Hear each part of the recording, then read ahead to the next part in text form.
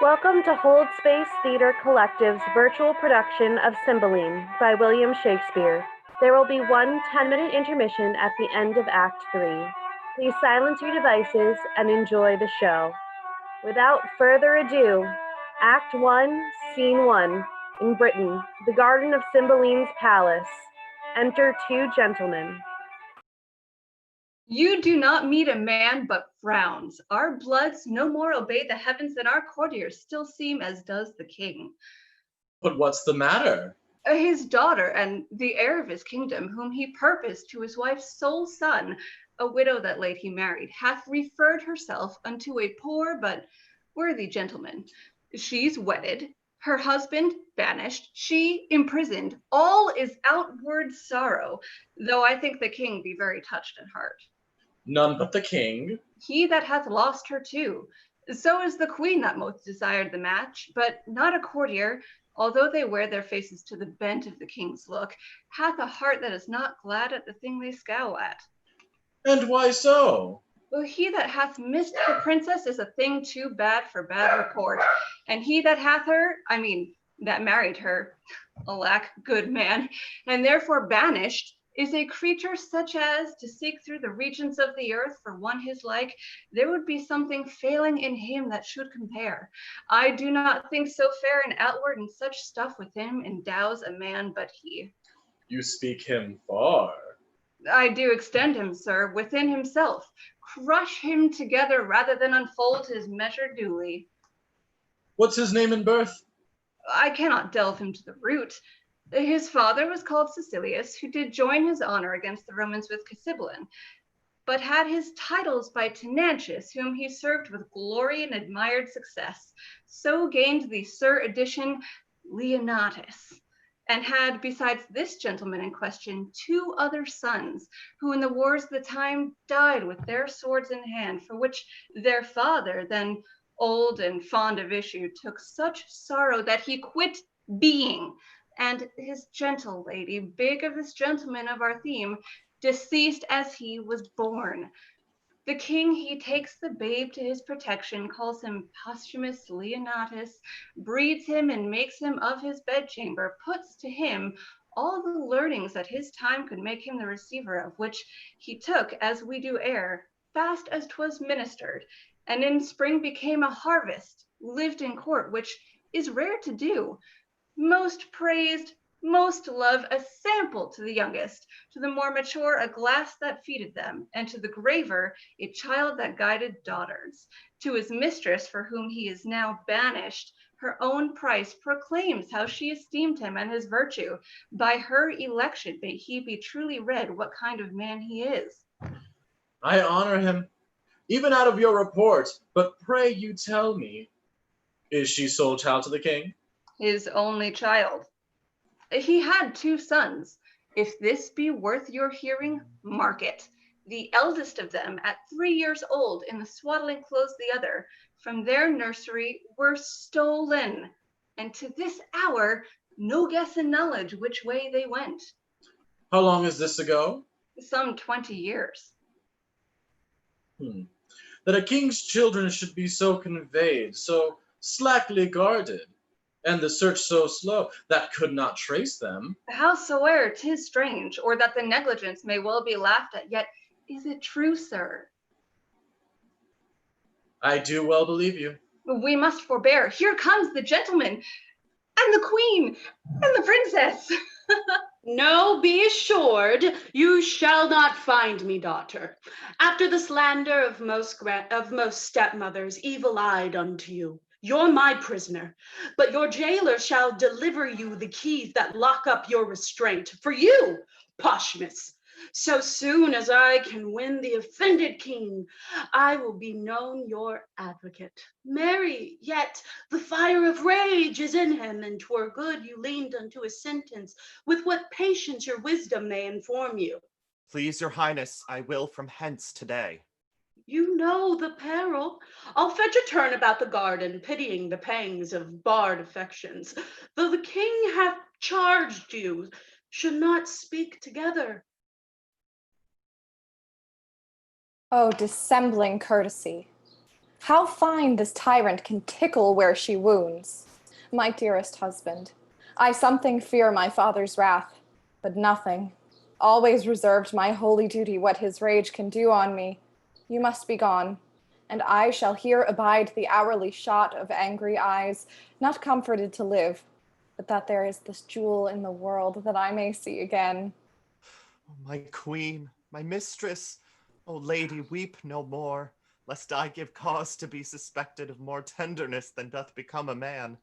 I will remain the loyalist husband that did e'er plight troth. My residence in Rome at one Philario's, who to my father was a friend, to me known but by letter, thither write, my queen. And with mine eyes I'll drink the words you send, though ink be made of gall. Be brief, I pray you. If the king come, I shall incur I know not how much of his displeasure. Yet I'll move him to walk this way. I never do him wrong, but he does buy my injuries. To be friends pays dear for my offenses. Should we be taking leave as long a term as yet we have to live, the loathness to depart would grow. Adieu. Nay, stay a little. Were you but riding forth to air yourself, such parting were too petty. Look here, love. This diamond was my mother's. Take it, heart. But keep it till thou dost woo another wife, when Imogen was dead. How? How? Another? You gentle gods, give me but this I have, and sear up my embracements from a next with bonds of death. Remain thou there, while sense can keep it on. And sweetest, fairest, as I my poor self did exchange for you to your so infinite loss, so in our trifles I still win of you. For my sake, wear this. It is a manacle of love. I'll place it upon this fairest prisoner. Oh, the gods, when shall we see again? Alack, the king. Thou basest thing, avoid hence from my sight. If after this thou fraught the court with thy unworthiness, thou diest. Away! Thou art a poison to my blood. The gods protect you, and bless the good remainders of this court. I am gone. There cannot be a pinch in death more sharp than this is. O disloyal thing, thou shouldst repair my youth. Thou heapst an year's age upon me. I beseech you, sir, harm not yourself with your vexation. I am senseless of your wrath. A touch more rare subdues all pangs, all fears. Past grace, obedience, Past hope, and in despair that way past grace. thou mightst have had the sole son of my queen. Oh, blessed that I might not. I chose an eagle and did avoid a puttock. Thou tookst a beggar, wouldst have made my throne a seat for baseness. No, I rather added a luster to it. O thou vile one! Sir, it is your fault that I have loved Posthumus. You bred him as my playfellow, and he is a man worth any woman. Overbuys me almost the sum he pays. What? Art thou mad? Almost, sir. Heaven restore me. Would I were a neat herd's daughter and my Leonatus our neighbor's shepherd's boy. Thou foolish thing. They were again together. You have done naught after our command. Away with her and pin her up. Beseech your patience. Peace, dear lady, daughter, peace. Sweet sovereign, let us to ourselves and make yourself some comfort out of your best advice. Nay, let her languish a drop of blood a day, and being aged, die of this folly. You must give way. Here is your servant. How now, sir? What news? My lord, your son drew on my master. No harm, I trust, is done. There might have been, but that my master rather played than fought, and had no help of anger. They were parted by gentlemen at hand. I am very glad on it. Your son's my father's friend. He takes his part. To draw upon an exile. Oh, brave sir, I would they were both in Afric together, myself by with a needle, that I might prick the goer back. Why came you from your master? On his command, he would not suffer me to bring him to the haven. Left these notes of what commands I should be subject to, when't pleased you to employ me. This hath been your faithful servant. I dare lay mine honor he will remain so. I humbly thank your highness. Pray, walk a while. About some half hour hence, I pray you, speak with me. You shall at least go see my lord abroad. For this time, leave me. Act 1, Scene 2. Same place, in public. Enter Cloten and 2 lords.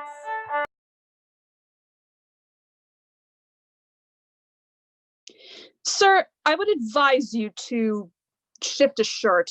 The violence of action hath made you reek as a sacrifice. Where air comes out, air comes in. There's none abroad so wholesome as that you vent. If my shirt were bloody, then to shift it. Have I hurt him? No, Faith, not so much as his patience. Hurt him. His body's a passable carcass. If he be not hurt, it is a thoroughfare for steel. If it be not hurt. His steel was in debt. It went out the backside of the town. The villain would not stand me. No, but he fled forward still toward your face. Damn you, you have land enough of your own. But he added to your having, gave you some ground. As many inches as you have oceans. Puppies.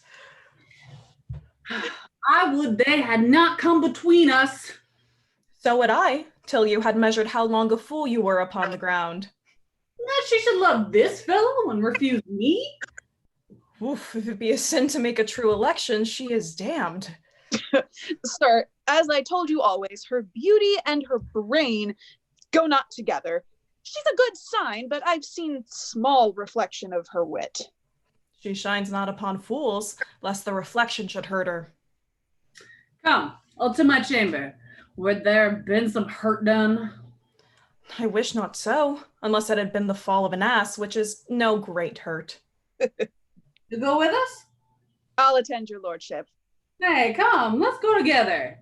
Well, my lord. Act 1, Scene 3. A room in Cymbeline's palace. Enter Imogen and Pisanio. I would thou grewest unto the shores of the haven, and questioned every sail.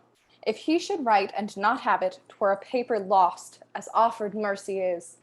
What was the last that he spake to thee? It was his queen, his queen. Then waved his handkerchief. And kissed it, madam. Senseless linen, happier therein than I. And that was all? No, madam, for so long as he could make me with his eye or ear distinguish him from others, he did keep the deck with glove or hat or handkerchief, still waving as the fits and stirs of minds could be express how slow his soul sailed on, how swift his ship. Thou shouldst have made him as little as a crow, or less, ere I left to after eye him. Madam, so I did. I would have broke mine eye strings, cracked them but to look upon him, till the diminution of space had pointed him sharp as my needle, nay, followed him till he had melted from the smallest of a gnat to air, and then have turned mine eye and wept. But, good Pisanio, when shall we hear from him? Be assured, madam, with his next vantage. I did not take my leave of him, but had the most pretty things to say, ere I could tell him how I would think on him at certain hours, such thoughts and such, or I could make him swear the sheaves of Italy should not betray mine interest in his honor, or have charged him at the 6th hour of morn, at noon, at midnight, to encounter me with orisons, for then I am in heaven for him. For ere I could give him that parting kiss which I had set betwixt two charming words, comes in my father, and like the tyrannous breathing of the north, shakes all our buds from growing.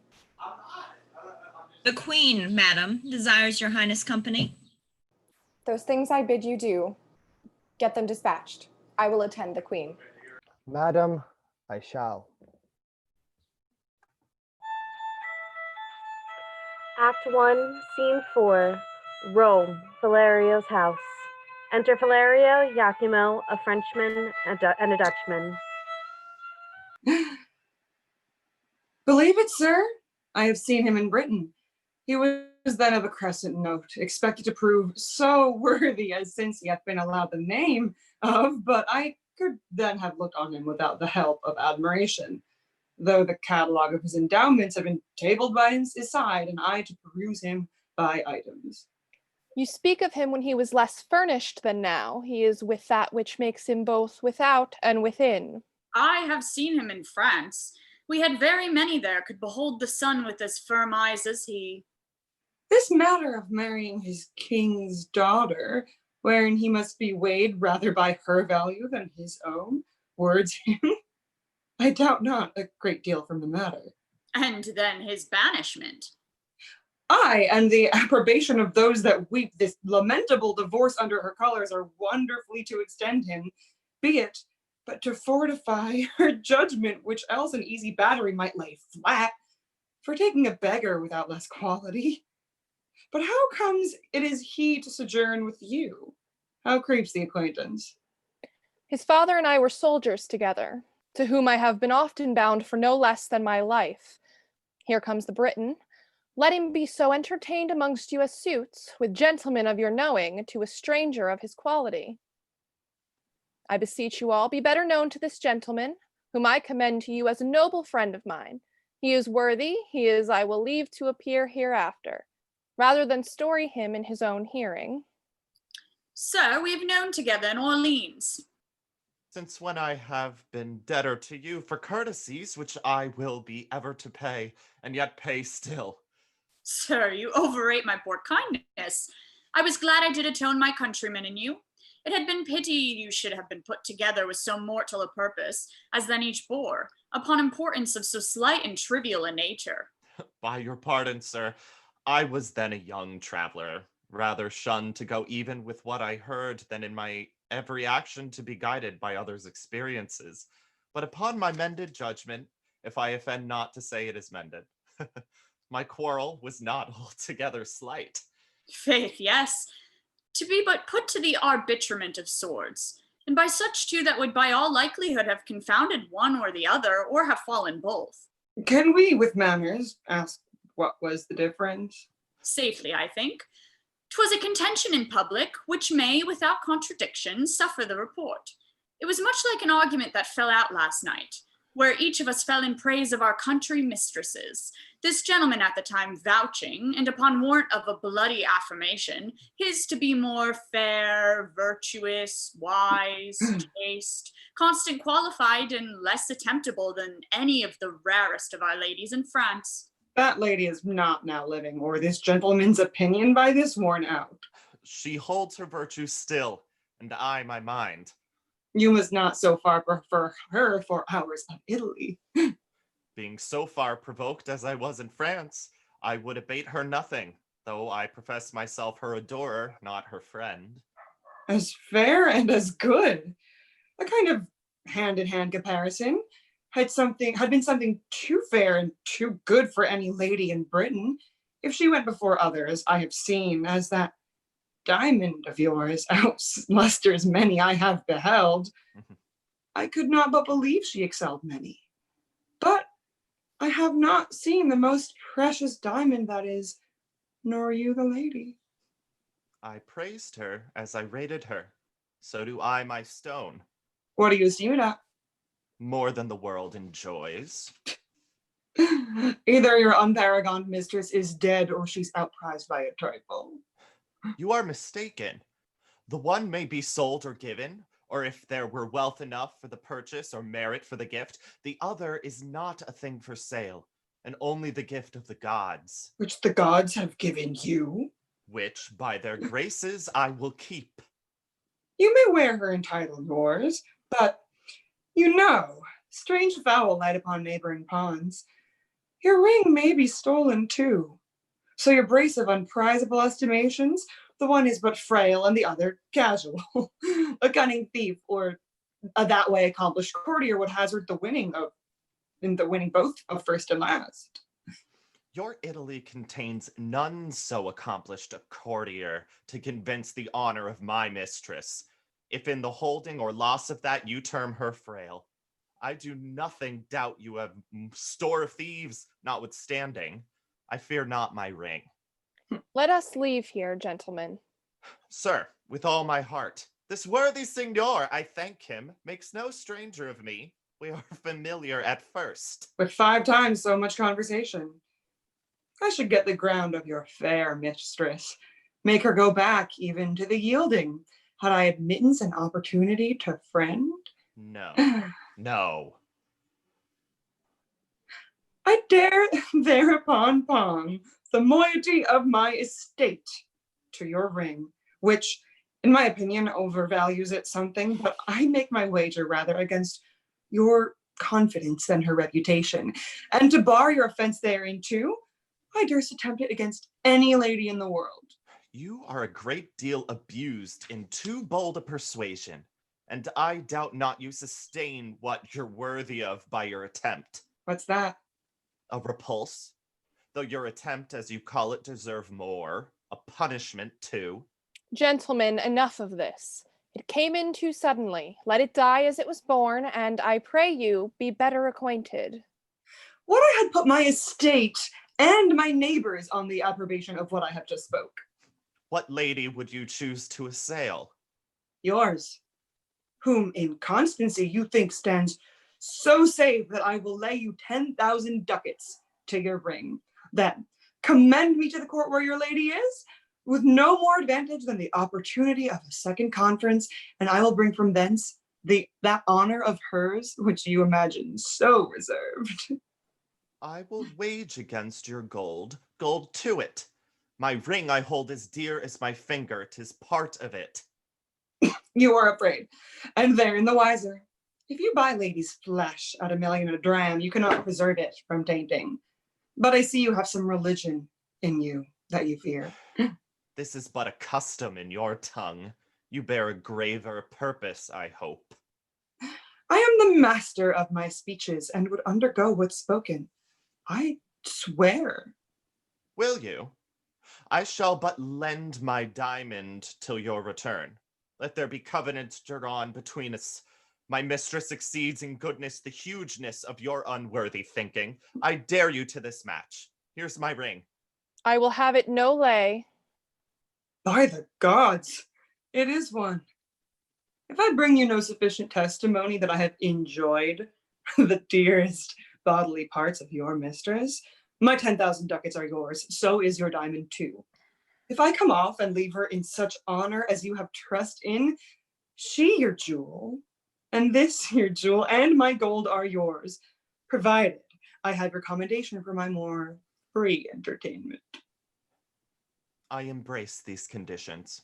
Let us have articles betwixt us. Only thus far you shall answer.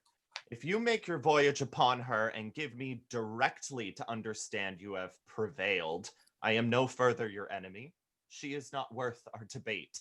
If she remain unseduced, you not making it appear otherwise, for your ill opinion and the assault you have made to her chastity, you shall answer me with your sword. Your hand, a covenant. We will have these things set down by lawful counsel and straight away for Britain, lest the bargain should catch cold and starve. I'll fetch my gold and we'll have our 2 wages recorded. Agreed. Will this hold, think you? Signor Iachimo will not from it. Pray, let us follow him. Act 1, Scene 5, Britain. A room in Cymbeline's palace. Enter Queen, Lady, and Cornelius. Whilst yet the dew's on the ground, gather those flowers. Make haste. Who has the note of them? I, madam. Dispatch. Now, Master Doctor, have you brought those drugs? Pleaseth your highness, aye, here they are, madam. But I beseech your grace without offence, my conscience bids me ask, wherefore you have commanded me of these most poisonous compounds, which are the movers of languished death, but though slow, deadly. I wonder, Doctor, thou ask'st me such a question. Have I not been thy pupil? Hast thou not learned me how to make perfumes, distill, preserve? Yea, so that our great king himself doth woo me oft for my confections? Having thus far proceeded, unless thou thinkst me devilish, is not meet that I did amplify my judgment in other conclusions? I will try the forces of these thy compounds on such creatures as we count not worth the hanging, but none human, to try the vigor of them and apply the aliments to their act, and by them gather their several virtues and effects. Your highness, shall from this practice but make hard your heart. Besides, the seeing these effects will be both noisome and infectious. Oh, content thee. Here comes a fluttering rascal. Upon him will I first work. He's for my master, an enemy to my son. How now, Pisanio? Doctor, your service for this time is ended. Take your own way. I do suspect you, madam, but you shall do no harm. Thee, a word. I do not like her. She doth think she has strange lingering poisons. I do know her spirit, and will not trust one of her malice with a drug of such damned nature. Those she has will stupefy and dull the senses a while, which first perchance shall prove on cats and dogs, then afterwards up higher, but there is no danger in what show of death it makes, more than the locking up of spirits at the time, to be more fresh, reviving. She is fooled with a most false effect, and I the truer, so to be false with her. No further service, doctor, until I send for thee. I humbly take my leave. Weep she still, say'st thou? Dost thou think in time she will not quench and let instructions enter where folly now possesses? Do thou work. When thou shalt bring me word she loves my son, I'll tell thee on the instant, thou art great. Thou art as great as is thy master, greater. For his fortunes all lie speechless, and his name is at last gasped. Return he cannot, nor continue where he is. To shift his being is to exchange one misery with another. And every day that comes to decay a day's work in him. What thou shalt expect to be dependenter on a thing that leans, who cannot be new built, nor has no friends, so much as but to prop him. Thou takest up thou knowst not what, but take it for thy labor. It is a thing I made, which hath the king 5 times redeemed from death. I do not know what is more cordial. Nay, I prithee take it. It is an earnest of a further good that I mean to thee. Tell thy mistress how the case stands with her. Do it as from thyself. Think what chance thou changest on, but think thou hast thy mistress still to boot, my son, whose stall take notice of thee. I'll move the king to any shape of thy preferment, such as thou desire. And then myself, I chiefly, that set thee on to this desert, am bound to load thy merit richly. Call my women, think on my words. A sly, constant knave, not to be shaked, the agent for his master, and a remembrancer of her to hold the handfast to her lord. I've given him that which, if he take, shall quite unpeople her of her ledgers for her suite, and which she after, except she bend her humor, shall be assured to taste of too. So. Well done, well done. The violets, cowslips, and the primroses bear to my closet. Fare thee well, Pisania. Think on my words. And shall do. But when to my good lord I prove untrue, I'll choke myself. There's all I'll do for you. Act 1, Scene 6. The same. Another room in the palace. Enter Imogen. A father cruel and a stepdame false, a foolish suitor to a wedded lady that hath her husband banished. Oh, that husband, my supreme crown of grief, and those repeated vexations of it. Had I been thief stolen as my two brothers, happy, but most miserable is the desire that's glorious. Blessed be those, how mean soe'er, that have their honest wills which seasons comfort. Who may this be? Fie. Madam, a noble gentleman of Rome comes from my lord with letters. Change you, madam.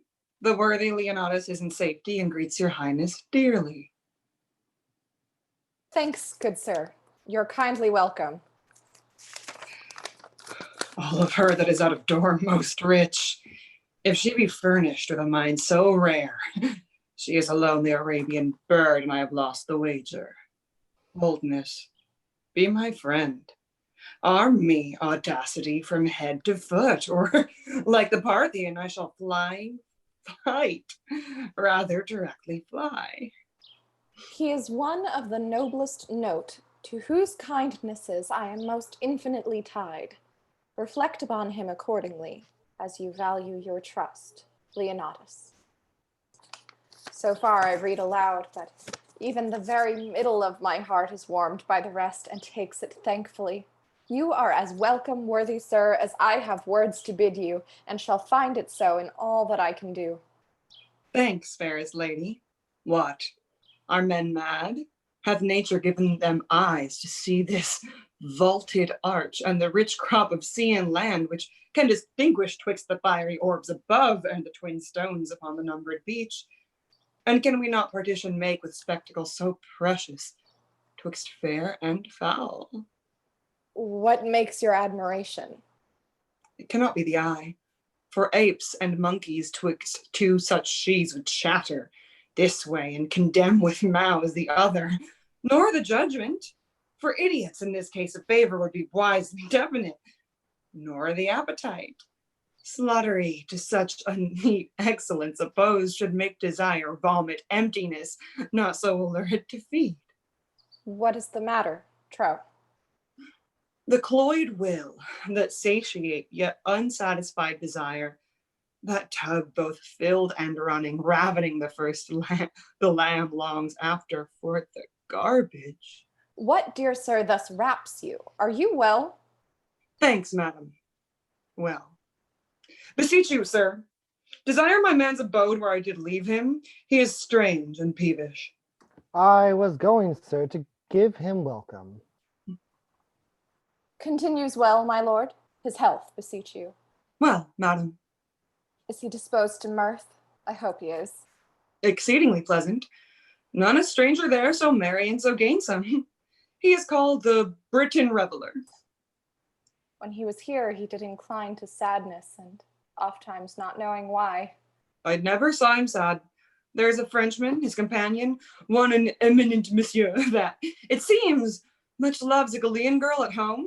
He furnishes the thick sighs from him, whilst the jolly Briton, your lord, laughs from free lungs, cries, "Oh, can my sides hold to think that man, who knows by history, report, or his own proof, what woman is, yea, what she cannot choose but must be, will his free hours languish for assured bondage?"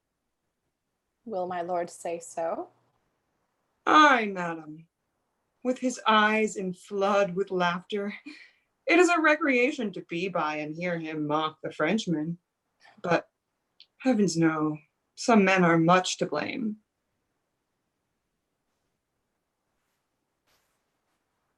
Not he, I hope. Not he, but yet Heaven's bounty toward him might be used more thankfully. In himself, 'tis much in you, which I account is beyond all talents, whilst I am bound to wonder. I am bound to pity too. What do you pity, sir? Two creatures, hardly. Am I one, sir? You look on me. What wreck discern you in me deserves your pity? Lamentable! What? To hide me from the radiant sun and solace of the dungeon by a snuff? I pray you, sir, deliver with more openness your answers to my demands. Why do you pity me? That others do. I was about to say, enjoy your... But it is an office of the gods to venge it, not mine to speak on it.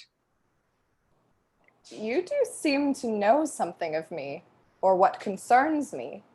Pray you, since doubling things goes ill often hurts more than to be sure they do, for certainties, either are past remedies or timely knowing, the remedy then born, discover to me what you spur and stop. Had I this cheek to bathe my lips upon, this hand, whose every touch would force the feeler's soul to the oath of loyalty, this object, which takes prisoner the wild motion of mine eye, fixing it only here, should I, damned then, slaver with lips as common as the stairs that mount the Capitol, join gripes with hands made hard with hourly falsehood, as with labor, then by peeping in an eye, base and unlustrous as the smoky light that's fed with stinking tallow, it were fit that all the plagues of hell should at one time encounter such revolt. My lord, I fear, has forgot Britain. And himself. Not I, inclined to this intelligence, pronounce the beggary of his change, but 'tis your graces that from mutest conscience to my tongue charms this report out. Let me hear no more. Oh, dearest soul, your cause doth strike my heart with pity. That doth make me sick. A lady, so fair and fastened to an empery, would make the greatest king double, to be partnered with tomboys hired with that self-exhibition which your own coffers yield, with disease adventures that play with all infirmities for gold, which rottenness can lend nature. Such boiled stuff as well might poison poison. Be revenged. Or she that bore you was no queen, and you recoil from your great stock. Revenged? How should I be revenged? If this be true, as I have a heart that both mine ears must not in haste abuse, if it be true, how should I be revenged? Should he make me live like Diana's priest betwixt cold sheets while he is vaulting variable ramps in your despite upon your purse? Revenge it. I dedicate myself to your sweet pleasure, more noble than that runagate to your bed, and will continue to fast your affection still close as sure. What ho, Pisanio? Let me my service tender on your lips. Away. I do condemn mine ears that have so long attended thee. If thou wert honorable, thou wouldst have told this tale for virtue, not for such an end thou seek'st, as base, as strange. Thou wrong'st a gentleman, who is as far from thy report as thou art from honor, and solicits here a lady that disdains thee and the devil alike. What ho, Pisanio? The king, my father, shall be made acquainted of thy assault.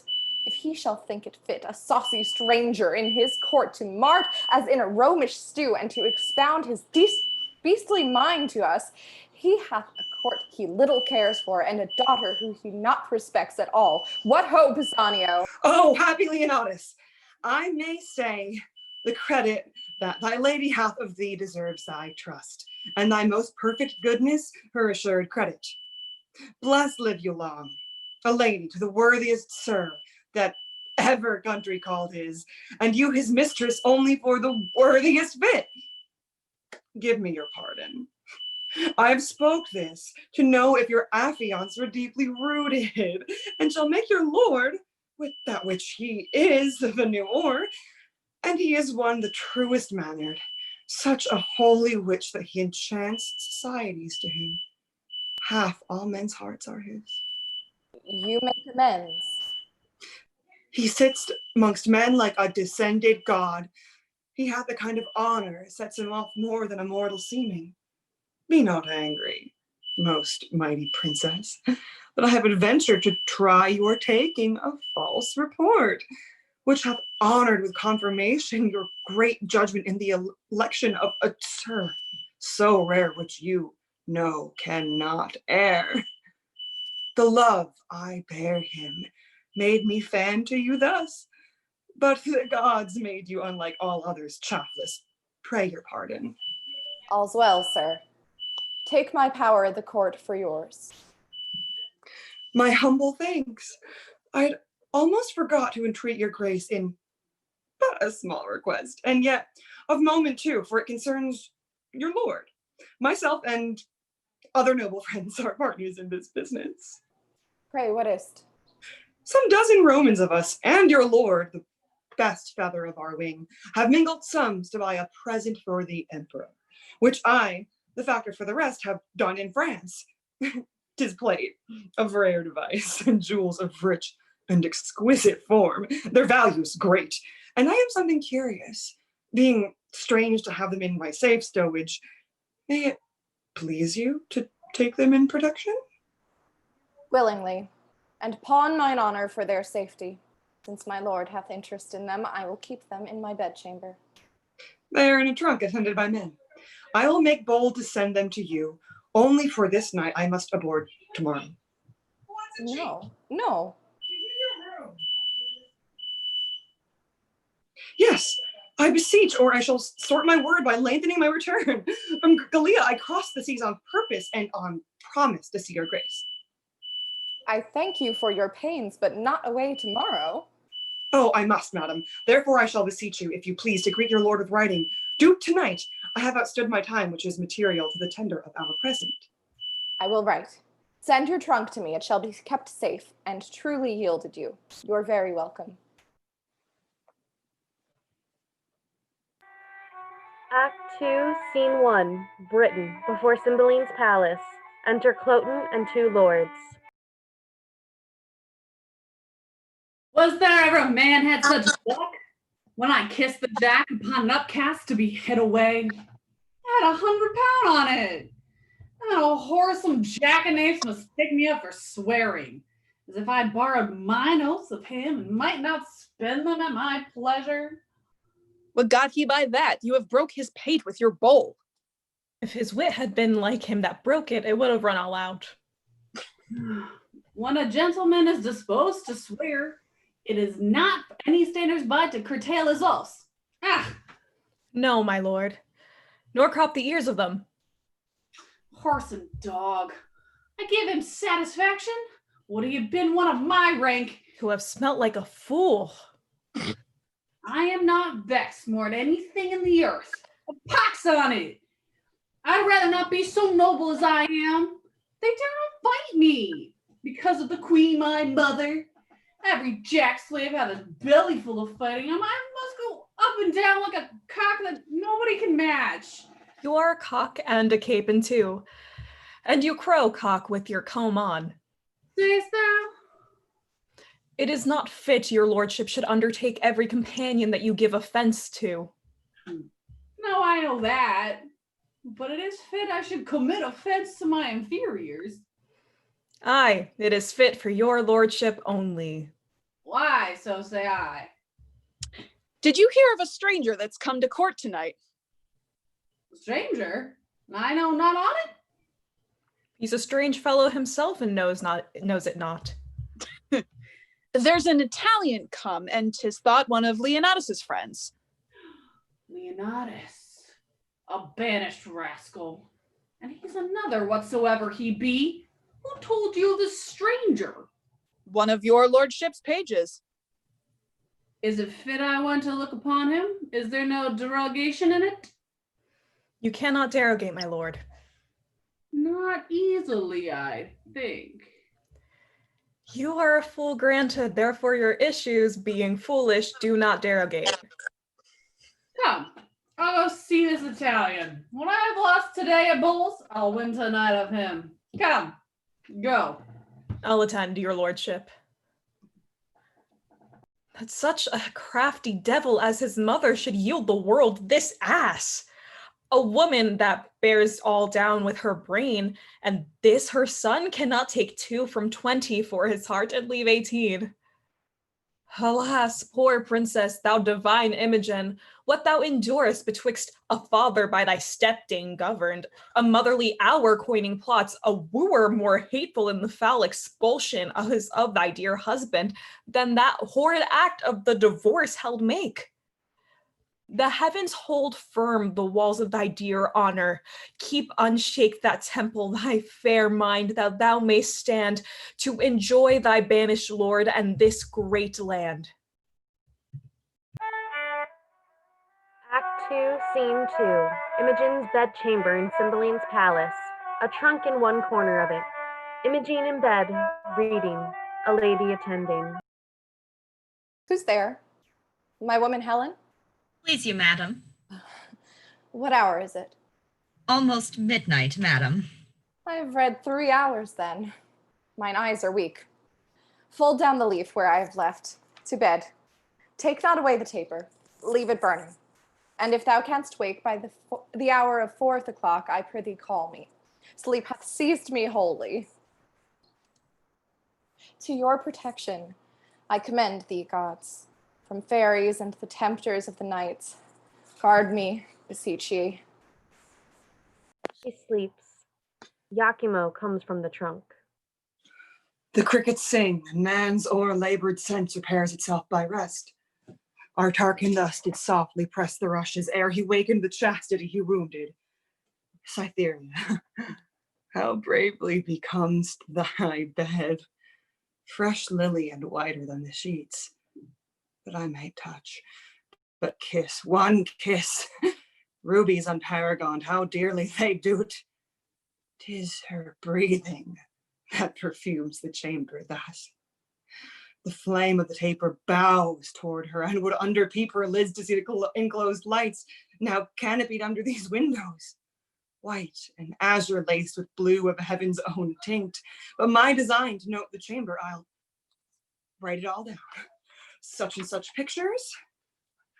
Here, there the window, such the adornment of her bed, the arras, the figures, why, such and such, the contents of the story, but some natural notes about her body, above 10,000 meaner movables would testify to enrich mine inventory. Oh, sweet, thou ape of death, lie dull upon her, and be her sense but as a monument, thus in a chapel lying. Come off. Come off. As slippery as the Gordian knot was hard. 'Tis mine. And this will witness outwardly as strongly as the conscience does within to the maddening of her lord. On her left breast, a mole, sink spotted like the crimson drops at the bottom of a cowslip. Here's a voucher, stronger than ever a law could make. This secret force will force him think I have picked the lock and tamed the treasure of her honor. No more. To what end should I write this down? That's riveted, screwed to my memory. She hath been reading late the tale of Tyreus. Here's the leaf turned down, where Philomel gave up, and I have enough to the trunk again. You dragons of the night, that dawning may bear the raven's eye. I lodge in fear, though this is a heavenly angel. Hell is here. 1, 2, 3. Time.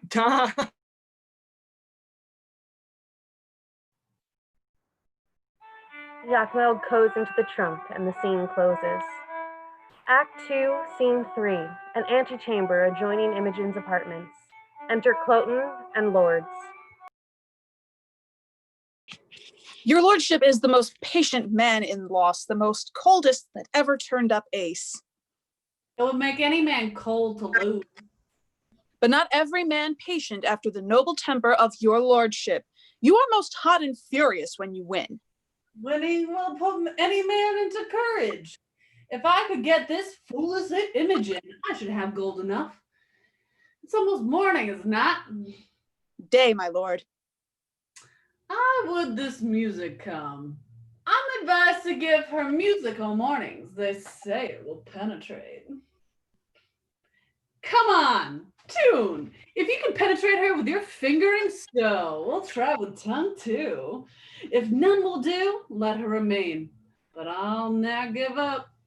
First, a very excellent, good conceited thing. After, a wonderful, sweet air with admirable, rich words to it. Then let her consider. Hark, hark, the lark at heaven gates sing, and Phoebus cheers. Arise, his steeds to water at the springs, and on chalice flowers that lies, and merry buds begin to ope their golden eyes with everything that pretty is. My lady sweet, arise, arise, arise. So get you gone. If this penetrate, I will consider your music the better. If it do not, it is a vice in her ears, which horsehairs and grass guts, nor the voice of unpaid boot can never amend. Here comes the king. I'm glad I was up so late, for that's the reason I was up so early. He cannot choose but take the service I've done fatherly. Good morrow to your majesty and to my gracious mother. Attend you here the door of our stern daughter? Will she not forth? I have assailed her with music, but she vouchsafes no notice. The exile of her minion is too new.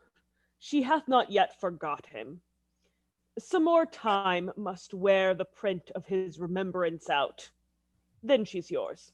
You are most bound to the king, who lets go by no vantages that may prefer you to his daughter. Frame yourself to orderly soliciting and be friended with aptness of the season. Make denials, increase your services, so seem as if you were inspired to do those duties which you tender to her, that you in all obey her, save when command to your dismission tends, and therein you are senseless. Senseless? How so? Enter a messenger. So like you, sir, ambassadors from Rome. The one is Caius Lucius. A worthy fellow, albeit he comes on angry purpose now, but that's no fault of his. We must receive him according to the honor of his sender, and towards himself, his goodness forespent on us, we must extend our notice. Our dear son, when you have given good morning to your mistress, attend the queen and us. We shall have need to employ you towards this Roman. Come, our queen.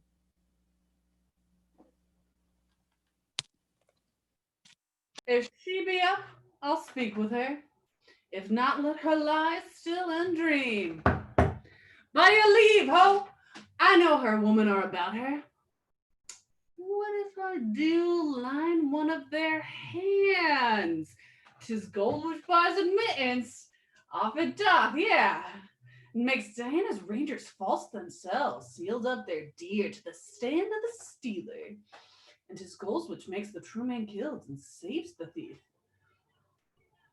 Nay, sometimes hangs both thief and true man. What can I not do when Ondale? I will make one of her women lawyer to me, for I yet not understand the case myself. By your leave.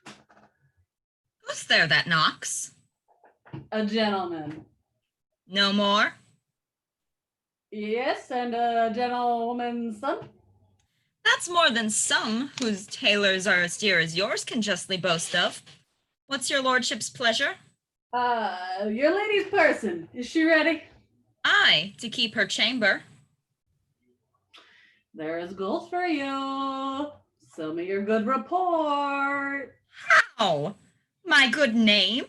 Or to report of you what I shall think is good? The princess. Good morrow, fairest. Sister, your sweet hand. Good morrow, sir. You lay out too much pains for purchasing but trouble. The thanks I give is telling you that I am poor of thanks, and scarce can spare them. Still I swear I love you. If you but said so, 'twere as deep with me. If you swear still, your recompense is still that I regard it not. This is no answer. But that you shall not say I yield being silent, I would not speak. I pray you, spare me. Faith, I shall unfold equal discourtesy to your best kindness. One of your great knowing should learn, being taught, forbearance. To leave you in your madness for my sin, I will not. Fools are not mad folks. Do you call me a fool? As I am mad, I do. If you'll be patient, I'll no more be mad. That cures us both. I am much sorry, sir. You put me to forget a lady's manners by being so verbal, and learn now for all that I, which know my heart, do here pronounce by the very truth of it, I care not for you, and am so near the lack of charity to accuse myself. I hate you, which I had rather you felt than make my boast. Oh, you sin against obedience, which you owe your father.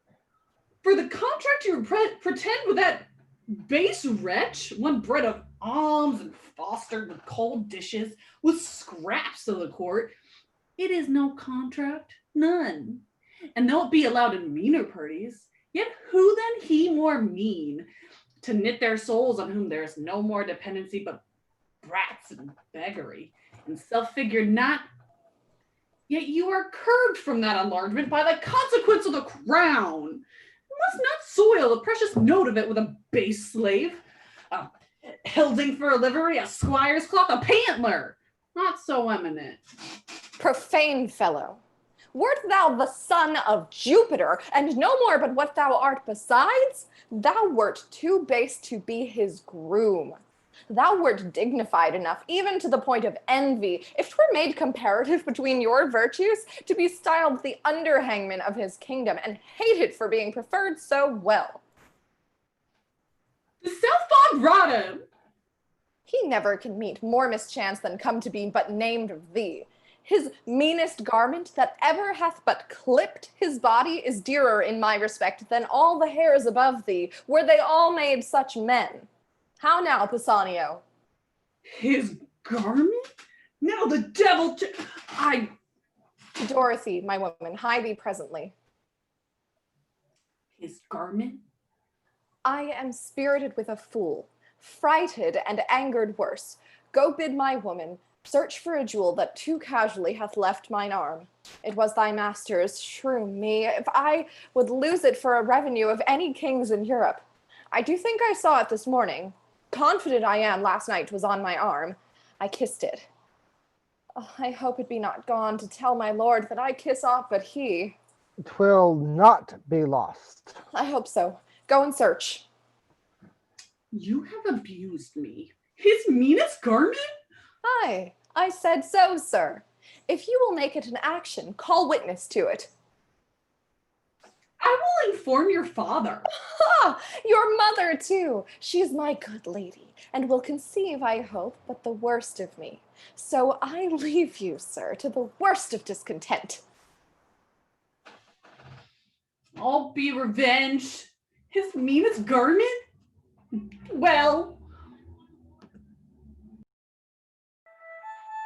Act 2, Scene 4, Rome, Philario's house. Enter Posthumus and Philario. Fear it not, sir. I would I were so sure to win the king, as I am bold her honor will remain hers. What means do you make to him? Not any, but abide the change of time, quake in the present winter's state, and wish that warmer days would come. In these feared hopes I barely gratify your love, they feeling I must die much your debtor. Your very goodness and your company o'erpays all I can do. By this, your king hath heard of great Augustus. Caius Lucius will do his commission thoroughly, and I think he'll grant the tribute, send the arrearages, or look upon our Romans, whose remembrance is yet fresh in their grief. I do believe, statist though I am none nor like to be, that this will prove a war, and you shall hear the legion now in Gallia sooner landed in our not fearing Britain than have tidings of any penny tribute paid. Our countrymen are men more ordered than when Julius Caesar smiled at their lack of skill, but found their courage worthy his frowning at. Their discipline, now winged with their courages, will make known to their approvers they are people such that mend upon the world. See, Iachimo. The swiftest hearts have posted you by land, and winds of all corners kissed your sails to make your vessel nimble. Welcome, sir. I hope the briefness of your answer made the speediness of your return. Your lady is one of the fairest that I've looked upon. And therewithal the best. Or let her beauty look thorough a casement to allure false hearts, and be false. Here are letters for you. Their tenor good, I trust. 'Tis very like. Was Caius Lucius in the Britain court when you were there? He was expected then, but not approached. All is well yet. Sparkles this stone as it was wont, or is't not too dull for your good wearing? If I had lost it, I should have lost the worth of it in gold. I'll make a journey twice as far to enjoy a second night of such sweet shortness, which was mine in Britain. For the ring is won. The stone's too hard to come by. Not a whit, your lady being so easy. Make not, sir, your loss your sport. I hope you know that we must not continue friends. Good sir, we must if you keep covenant. Had I not brought the knowledge of your mistress home, I grant we were to question further. But now I profess myself the winner of her honor, together with your ring, and not the wronger of her or you, having proceeded by both of your wills. If you can make it apparent that you have tasted her in bed, my hand and ring is yours. If not, the foul opinion you had of her pure honor gains or loses your sword or mine, or masterless leave both who shall find them. Sir, my circumstances being so near the truth as I will make them, must first induce you to believe, whose strength I will confirm with an oath, which I doubt not you'll give me leave to spare, when you shall find you need it not. Proceed. First, her bedchamber, where I confess I slept not, but profess had that was well worth watching. It was hanged with tapestry of silk and silver. The story, proud Cleopatra when she met her Roman and Cydnus swelled above the banks. Or, for the press of boats her pride, a piece of work so bravely done, so rich that it did strive in workmanship and value, which I wondered could be so rarely and exactly wrought, since the true life on't was. This is true, and this you might have heard of here by me or some other. More particulars must justify my knowledge. So they must, or do your honor injury. The chimney is south of the chamber, and the chimney piece chased Diane bathing. Never saw I figures so likely to report themselves. The cutter was another nature. Dumb. Out went her motion, and breath left out. This is a thing which you might from relation likewise reap, being, as it is, much spoke of. The roof of the chamber with golden cherubins is fretted. Her andirons, I had forgot them, were two winking cupids of silver, each on 1 foot standing nicely, depending on their brands. This is her honor. Let it be granted you have seen all this, and praise be given to your remembrance. The description of what is in her chamber, nothing saves the wager you have laid. Then, if you can, be pale. I beg but leave to air this jewel. See, now 'tis up again. I must be married to your diamond. I'll keep them. Jove! Once more let me behold it. Is it that which I left with her? Sir, I thank her that. She stripped it from her arm. I see her yet. Her pretty action did outsell her gift, and yet enriched it too. She gave it me and said she prized it once. Maybe she plucked it off to send it me. She writes to you, does she? Oh, no, 'tis true. Here, take this too. It is a basilisk unto mine eye. Kills me to look on't. Let there be no honor where there is beauty, truth where semblance, love where there's another man. The vows of women of no more bondage be to where they are made than they are to their virtues, which is nothing. Oh, above measure false. Have patience, sir, and take your ring again. 'Tis not yet won. It may be probable she lost it, or who knows if one of her women, being corrupted, hath stolen it from her. Very true, and so I hope he came by it. Back my ring. Render to me some corporal sign about her, more evident than this, for this was stolen. By Jupiter, I had it from her arm. Hark you, he swears. By Jupiter, he swears. 'Tis true. Nay, keep the ring. 'Tis true.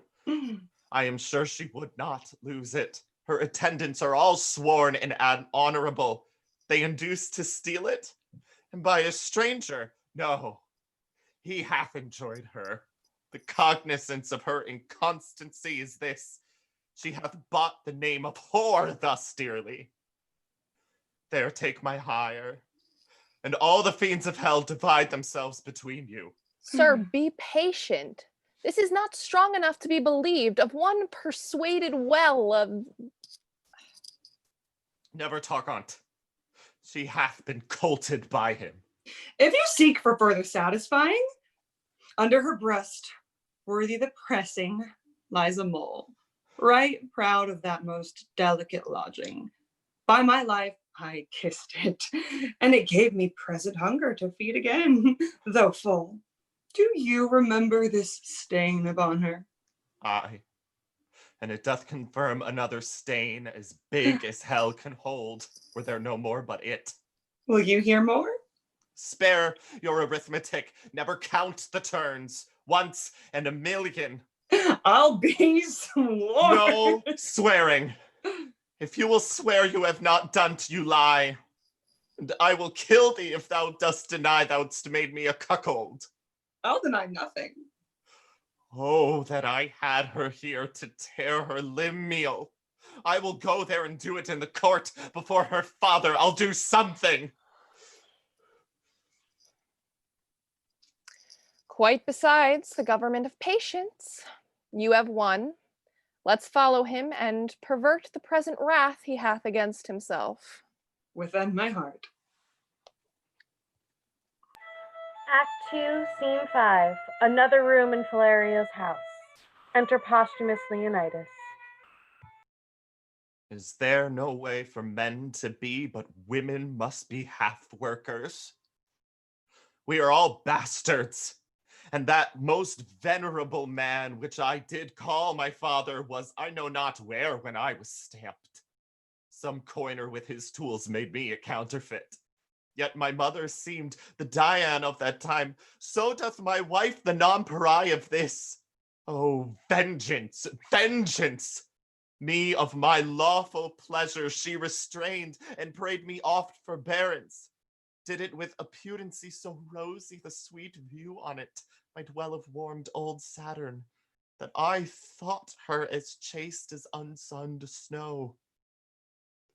Oh, all the devils! This yellow Iachimo in an hour, was't not? Or less? At first, perchance he spoke not, but Like a full acorned boar, a German one cried, "Oh!" and mounted.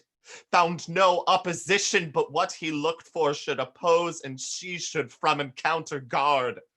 Could I find out the woman's part in me? For there's no motion that tends to vice in man, but I affirm it is the woman's part, be it lying, note it, the woman's, flattering hers, deceiving hers, lust and rank thoughts hers, revenges hers, ambitions, covetings, change of prides, disdain, nice longing, slanders, immutability, all faults that have a name, nay, that hell knows why hers, in part or all, but rather all. For even to vice they are not constant, but are changing still, one vice but of a minute old, for one not half so old as that. I'll write against them, detest them, curse them, yet 'tis greater skill in a true hate to pray they have their will. The very devils cannot plague them better.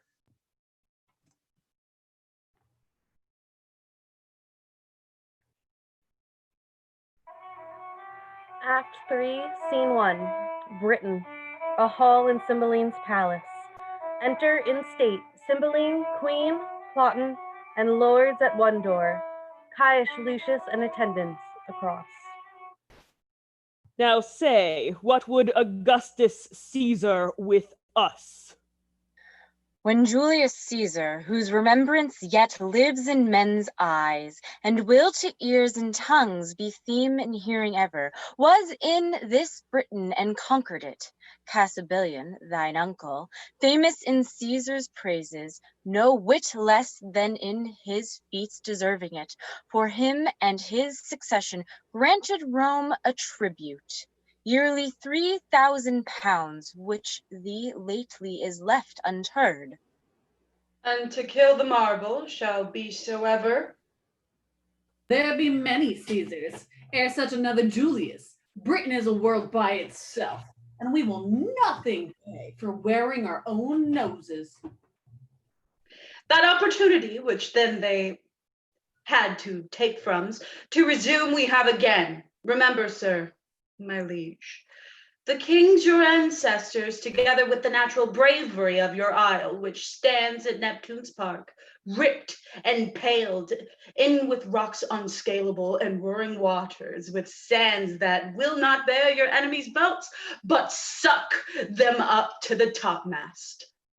A kind of conquest Caesar made here, but may not hear his brag of came and saw and overcame with shame.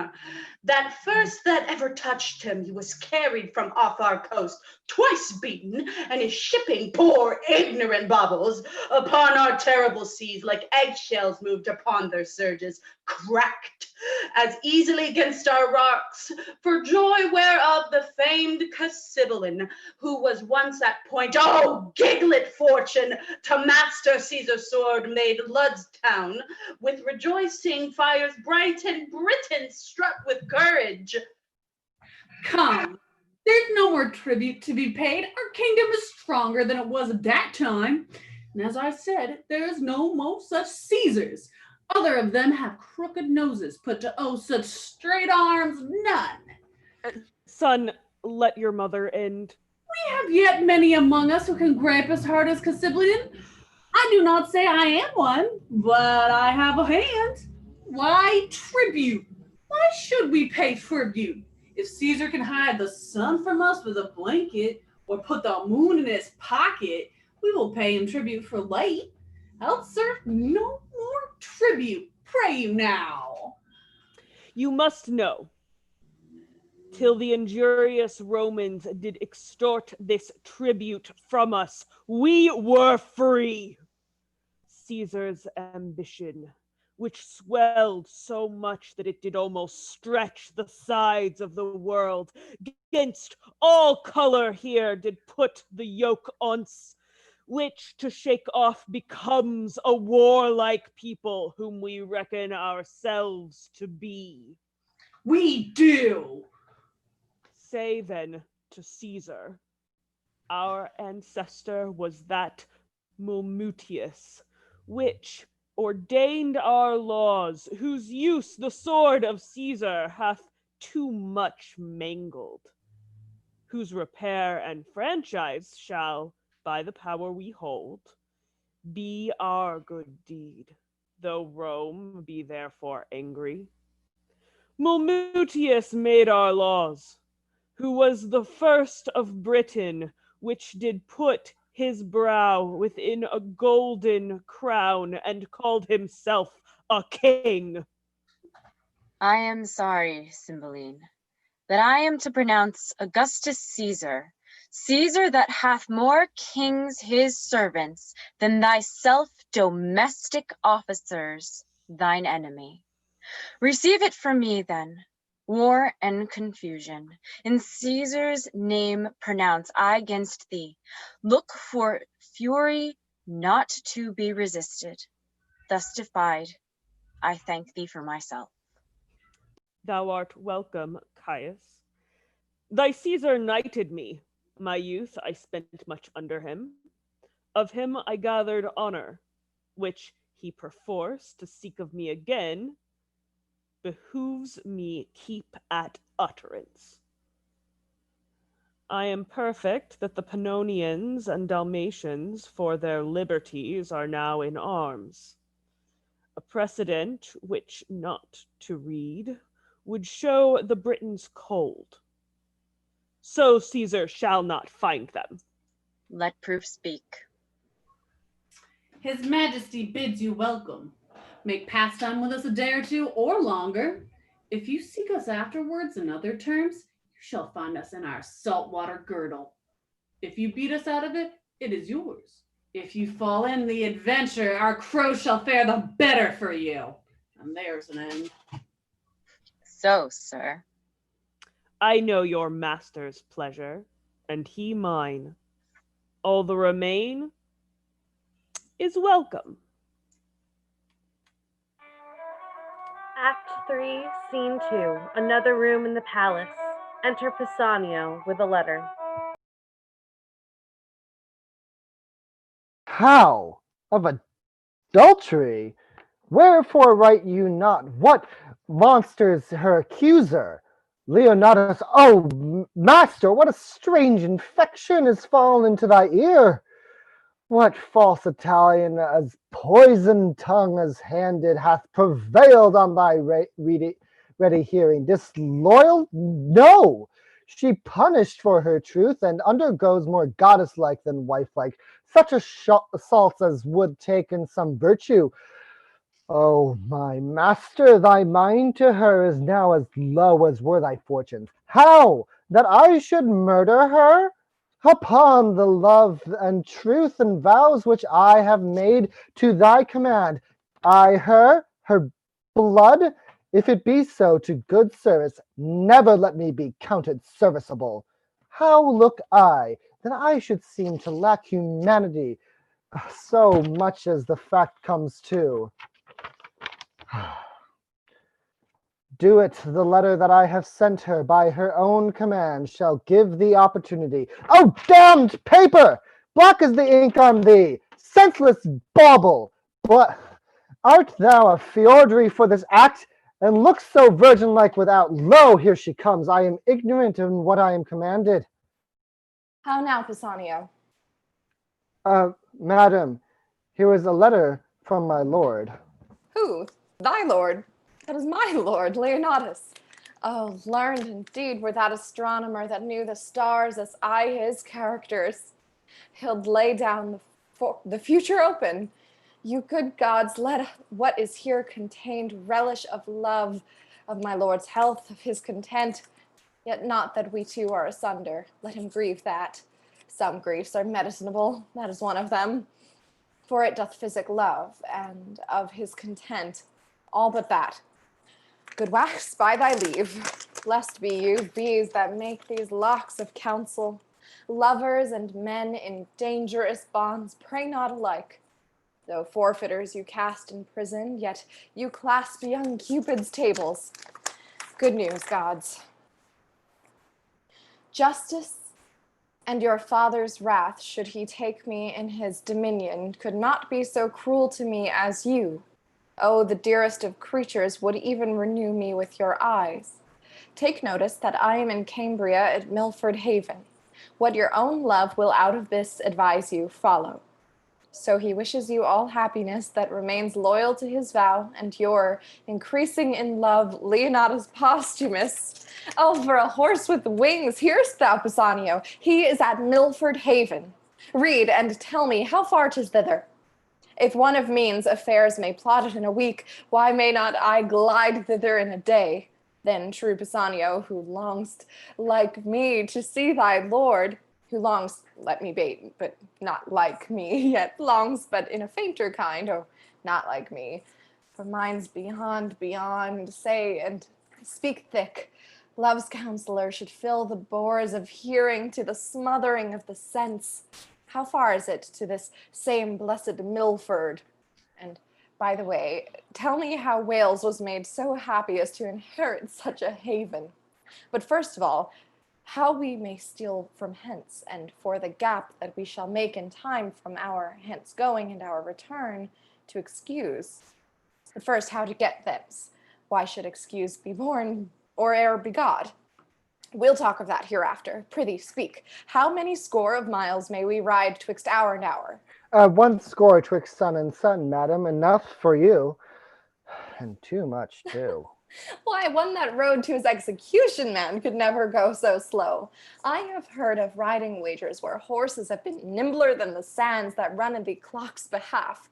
But this is foolery. Go bid my woman feign a sickness. Say she'll home to her father and provide me presently a riding suit.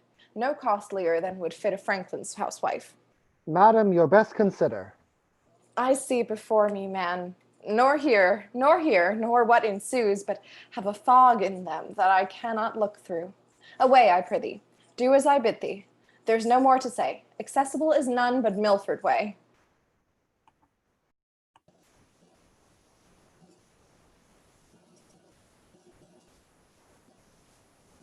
Act 3, Scene 3, Wales, a mountainous country with a cave. Enter from the cave Valerius, Guiderius, and Arvigarius. Goodly day not to keep house, with such whose roof's as low as ours.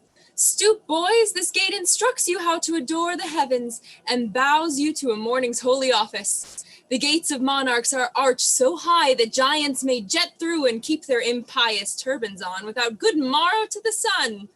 Hail thou, fair heaven! We house of the rock, yet use thee not so hardly as proud livers do. Hail heaven! Hail heaven!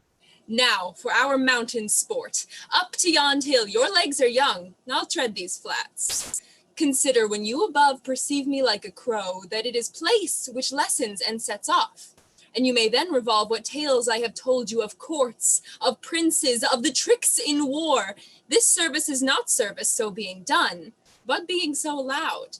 To apprehend thus draws us a profit from all things we see. And often to our comfort shall we find the sharded beetle in a safer hold than is the full-winged eagle. Oh, this life is nobler than attending for a check, richer than doing nothing for a bauble, prouder than rustling an unpaid-for silk. Such gain the cap of him that makes him fine, yet keeps his book uncrossed. No life to ours. Out of your proof you speak. We poor and fledged have never winged from the view on the nest, nor know not what airs from home. Haply this life is best if quiet life be best. Sweeter to you that have a sharper known, well corresponding with your stiff age. But unto us it is a cell of ignorance, traveling a bed, a prisoner for a debtor that not dares to try the limit. What should we speak of when we are old as you?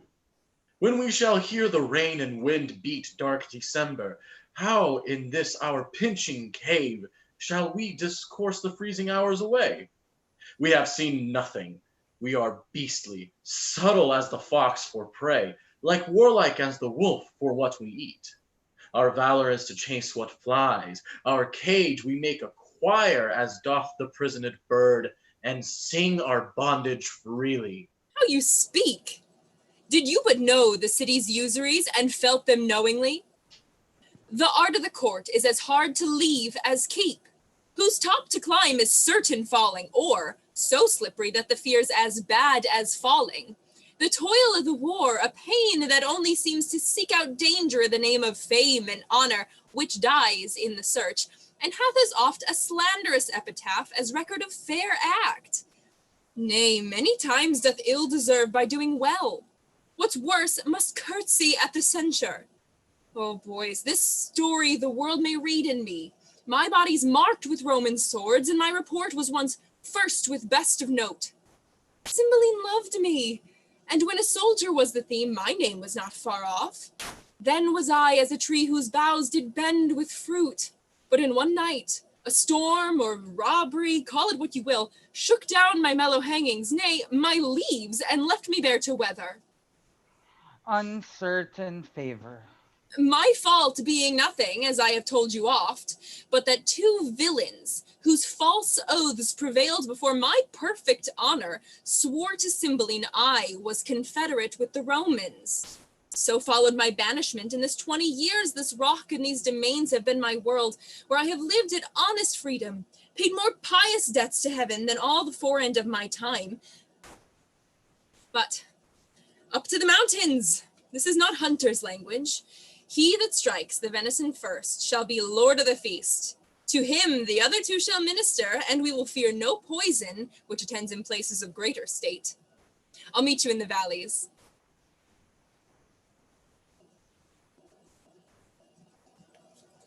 How hard it is to hide the sparks of nature. These boys know little they are sons to the king, nor Cymbeline dreams that they are alive. They think they are mine, and though trained up thus meanly in the cave wherein they bow, their thoughts do hit the roofs of palaces, and nature prompts them in simple and low things to prince it much beyond the trick of others. This Polydore, the heir of Cymbeline and Britain, whose the king his father called Guiderius, Jove, when on my 3-foot stool I sit and tell the warlike feats I have done, his spirits fly out into my story, say, thus mine enemy fell, and thus I set my foot on's neck. Even then the princely blood flows in his cheek, he sweats, strains his young nerves, and puts himself in posture that acts my words. The younger brother, Cadwal, once Arviragus, as in like a figure, strikes life into my speech, and shows much more his own conceiving. Hark, the game is roused. O Cymbeline, heaven and my conscience knows thou didst unjustly banish me. Whereon at 3 and 2 years old I stole these babes, thinking to bar thee of succession, as thou reftest me of my lands. Eriphile, thou wast their nurse. They took thee for their mother, and every day do honor to her grave.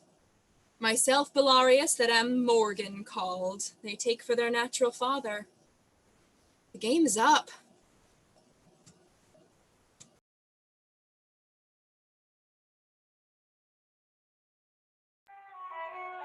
Act 3, Scene 4. Country near Milford Haven. Enter Pisanio and Imogen. Thou toldst me when we came from horse the place was near at hand. Ne'er so longed my mother to see me first, as I have now. Pisanio, man, where is Posthumus? What is in thy mind that makes thee stare thus?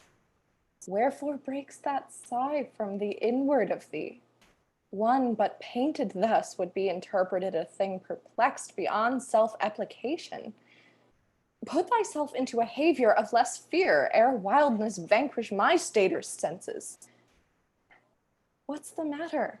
Why tenderest thou that paper to me with a look untender?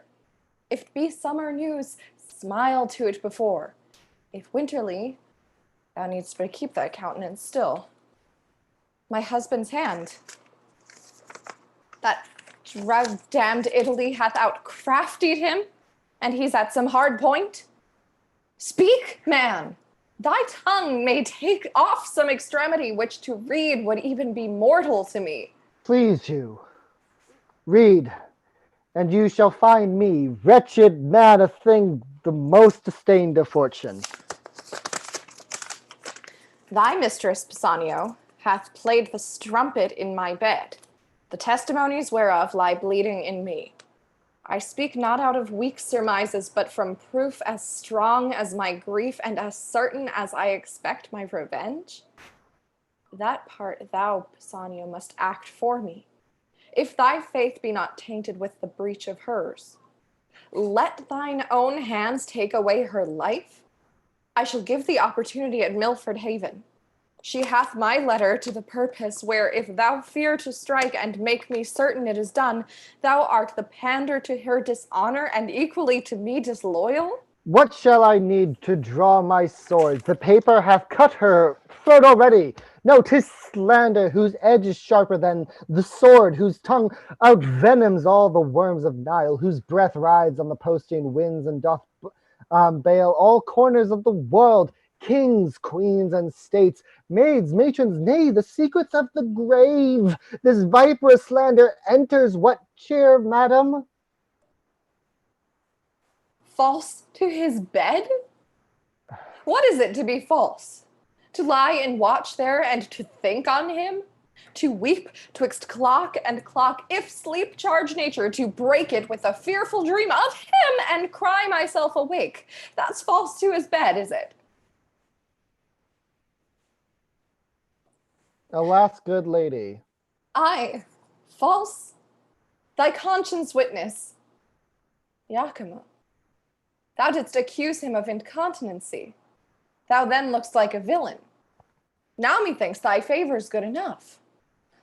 Some jay of Italy, whose mother was her painting, hath betrayed him. Poor, I am stale, a garment out of fashion, and for I am richer than to hang by the walls, I must be ripped. Oh, to pieces with me. All men's vows are women's traitors, all good seeming by thy revolt. Oh, husband shall be thought put on for villainy, not born where it grows, but worn abate for ladies. Good madam, hear me. True, honest men being hard, like false Aeneas were in his time thought false. And Sinon's weeping did scandal many a holy tear, took pity for most true wretchedness. So thou, Posthumus, wilt lay the leaven on all proper men, goodly and gallant shall be false and perjured from thy great fall. Come, fellow, be thou honest, do thou thy master's bidding. When thou seest him, a little witness my obedience. Look, I draw the sword myself, take it, and hit the innocent mansion of my love, my heart. Fear not, 'tis empty of all things but grief. Thy master is not there, who was indeed the riches of it. Do his bidding, strike. Thou mayst be valiant in a better cause, but now thou seemst a coward. Oh, hence, vile instrument! Thou shalt not damn my hand. Why? I must die, and if I do not by thy hand, thou art no servant of thy master's. Against self-slaughter there is a prohibition so divine that cravens my weak hand. Come, here's my heart. Some things afford. Soft, soft, will no defense, obedient as the scabbard. What is here? The scriptures of the loyal Leonardist all turn to heresy. Away, away, corrupters of my faith, you shall no more be stomachers to my heart. Thus may poor fools believe false teachers, though those that are betrayed do feel the treason sharply, yet the traitor stands in worse case of foe. And thou, Posthumus, thou that didst set up my disobedience against the king my father, and make me put into contempt the suits of princely fellows, shalt hereafter find it is no act of common passage, but a strain of rareness. And I grieve myself to think, when thou shalt be disedged by her that now thou tirest on, how thy memory will then be panged by me. Prithee, dispatch. The lamb entreats the butcher. Where's thy knife? Thou art too slow to do thy master's bidding when I desire it too. Oh, gracious lady, since I received command to do this business, I have not slept one wink. Do it, and to bed then. I'll make mine eyeballs blind first. Wherefore then didst undertake it? Why hast thou abused so many miles with a pretense? This place, mine action and thine own, our horses' labor, the time inviting thee? The perturbed court for my being absent, whereunto I never propose return. Why hast thou gone so far to be unbent when thou hast ta'en thy stand, the elected deer before thee? But to win time, to lose so bad employment in the which I have considered of a course. Good lady, hear me with patience. Well, talk thy tongue weary. Speak, I have heard I am a strumpet, and mine ear therein false struck can take no greater wound, nor tent to bottom that. But speak. Then, madam, I thought you would not go back again. Most like bringing me here to kill me. Not so neither. But if I were as wise as honest, then my purpose would prove well. It cannot be but that my master is abused. Some villain, aye, and singular in his art, hath done you both this cursed injury. Some Roman courtesan? No, on my life. I'll give but notice you are dead, and send him some bloody sign of it, for 'tis commanded I should do so. You shall be missed at court, and that will well confirm it. Why, good fellow, what shall I do the where? Where bide? How live? Or in my life what comfort when I am dead to my husband? If you'll back to the court. No court, no father, nor no more ado with that harsh, noble, simple nothing, that Cloten, whose love suit hath been to me as fearful as a siege. If not at court, then not in Britain must you abide. Where then? Hath Britain all the sun that shines? Day, night, are they not but in Britain? In the world's volume, our Britain seems as of it, but not in't. In a great pool a swan's nest. Prithee, think there's livers out of Britain. I am most glad. You think of other place. The ambassador, Lucius the Roman, comes to Milford Haven tomorrow. Now, if you could wear a mind, dark as your fortune is, but disguise that which to appear itself must not yet be, but by self-danger you should tread a course, pretty and full of view, yea, happily near the residence of Posthumus, so nigh at least the thought that though his actions were not visible, yet report should render him hourly to your ear as truly as he moves. Oh, for such means, though peril to my modesty, not death on't, I would adventure. Well then, here's the point. You must forget to be a woman. Change command into obedience. Fear and niceness, the handmaids of all women are more truly women its pretty self, into a waggish courage, ready in gibes, quick answered, saucy, and as querulous as the weasel. Nay, you must forget the rarest treasure of your cheek, exposing it. But oh, the harder heart, alack, no remedy to the greedy touch of common kissing Titan, and forget your lambson and dainty trims, wherein you made great Juno angry. Nay, be brief, I see into thy end, and am almost a man already. Oh, first, make yourself but like one, for thinkings this I have already fit. 'Tis in my cloak bag, doublet, hat, hose, all that answers to them. Would you in serving, and with what imitation you can borrow, and youth of such season, for noble Lucius, present yourself, desire in his service. Tell him wherein you're happy, which you'll make him know. If that his head have ear in music, doubtless with joy he will embrace you, for he's honorable, and doubling that, most holy. Your means abroad, you have me rich, and I will never fail beginning nor supplement. Thou art all the comfort the gods will diet me with. Prithee away. There's much more to be considered, but we'll even all that good time will give us. This attempt I am soldier to, and will abide it with a prince's courage. Away, I prithee. Well, madam, we must take a short farewell, lest being missed I be suspected of your carriage from the court. My noble mistress, here is a box. I had it from the queen. What's in it is precious. If you are sick at sea or stomach qualled, a dram of this will drive away distemper to some shade and will fit you to your manhood. May the gods direct you to the best. Amen. I thank thee. Act 3, Scene 5, a room in Cymbeline's palace. Enter Cymbeline, Queen, Cloten, Lucius, and attendants. Thus far, and so farewell. Thanks, royal sir. My emperor hath wrote, I must from hence, and am right sorry that I must report ye my master's enemy. Our subjects, sir, will not endure his yoke, and for ourselves, to show less sovereignty than they, must needs appear unkinglike. So, sir, I desire to review a conduct overland to Milford Haven. Madam, all joy befall your grace. And you. My lords, you are appointed for that office. The due of honor in no point omit. So, farewell, noble Lucius. Your hand, my lord. Receive it friendly, but from this time forth I wear it as your enemy.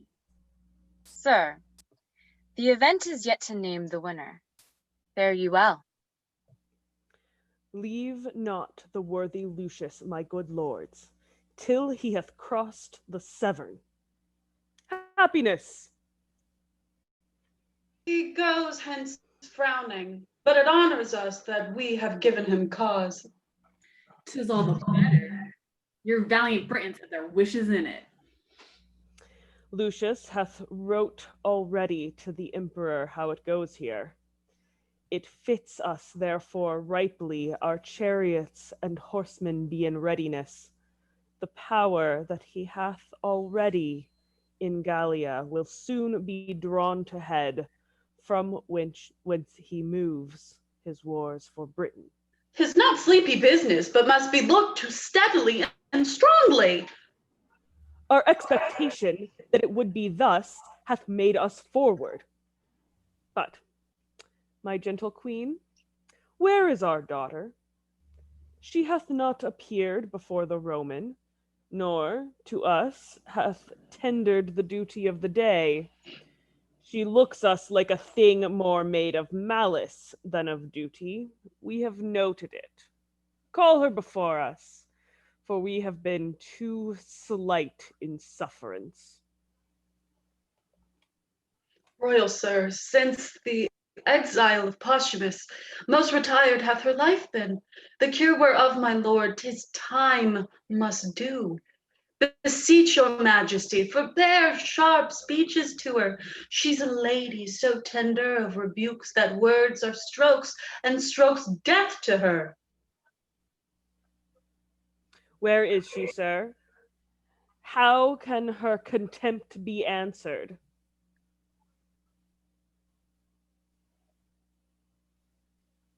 Please you, sir, her chambers are all locked. There's no answer that will be given to the loudest noise we make. My lord, when last I went to visit her, she prayed me to excuse her keeping close, whereto constrained by her infirmity, she should that duty leave unpaid to you, which daily she was bound to proffer. This she wished to make known, but our great court made me to blame in memory. Her doors locked, not seen of late. Grant heavens that which I fear prove false. Son, I say, follow the king. That man of hers, Pisanio, her old servant, have not seen these 2 days. Go look after. Pisanio, thou art thou that standst so for Posthumus. He hath a drug of mine. I pray his absence proceed by swallowing it, for he believes it is a thing most precious, but for her it is. Where is she gone? Happily, despair hath seized her, or winged with fervor of her love, she's flown to her desired Posthumus. Gone she is to death or to dishonor, and my inn can make good use of either. She being down, I have the placing of the British crown. How now, my son? 'Tis certain she is fled. Go in and cheer the king. He rages. None dare call about him. All the better. May this night forestall him of the coming day. I love and hate her. For she's fair and royal. She hath all courtly parts more exquisite than ladies, woman. From every one the best she hath, and she of all compounded outsells them all. I love her therefore. But disdaining me and throwing favors on that low Posthumus slanders so her judgment that all else rare is choked. At that point I will conclude to hate her. Nay, indeed, to be revenged upon her. For when fools shall... Who's here? What are you packing, sirrah? Come hither. Ah, you precious pander villain. Where is thy lady?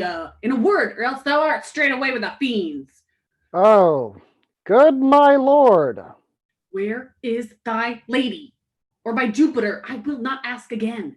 Close, villain. I'll have this secret from thy heart, or rip thy heart to find it.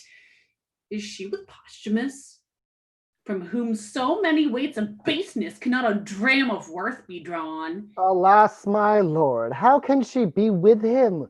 When was she missed? He is in Rome. Where is she, sir? Come nearer, no further halting, satisfy me home. What is become of her? Oh, my all-worthy lord. All-worthy villain, discover where thy mistress is at once. At the next word, no more of this worthy lord speak, or thy violent silence of the instant is thy condemnation and thy death. Then, sir, this paper is the history of my knowledge touching her flight. Let's see. I will pursue her even to Augustus's throne. Or this or perish. She's far enough, and what he learns by this may prove his travel, not her danger. I'll write to my lord, she's dead. O Imogen, safe mayst thou wander, safe return again. Sirrah, is this letter true? Sir, as I think. It is Posthumus's hand. I know it. Sirrah, if thou wouldst not be a villain, but do me a true service, undergo these employments wherein I should have cause to use thee with a serious industry. That is what villainy, so I bid thee do, to perform it directly and truly. I would think thee an honest man. Thou shouldst neither want my means for thy relief, nor my voice for thy preferment. Well, my good lord. Wilt thou serve me? For since patiently and constantly thou hast stuck to the bare fortune of that beggar Posthumus, thou canst not, in course of gratitude, but be a diligent follower of mine. Wilt thou serve me? Sir, I will. Give me thy hand. Here's my purse. Hast any of thy late master's garments in thy possession? I have, my lord, at my lodging the same suit he wore when he took leave of my lady and mistress. The first service that thou dost me, fetch that suit hither. Let it be thy lint service. Go. I shall, my lord. Meet thee at Milford Haven. Oh, I forgot to ask him one thing. I'll remember it anon.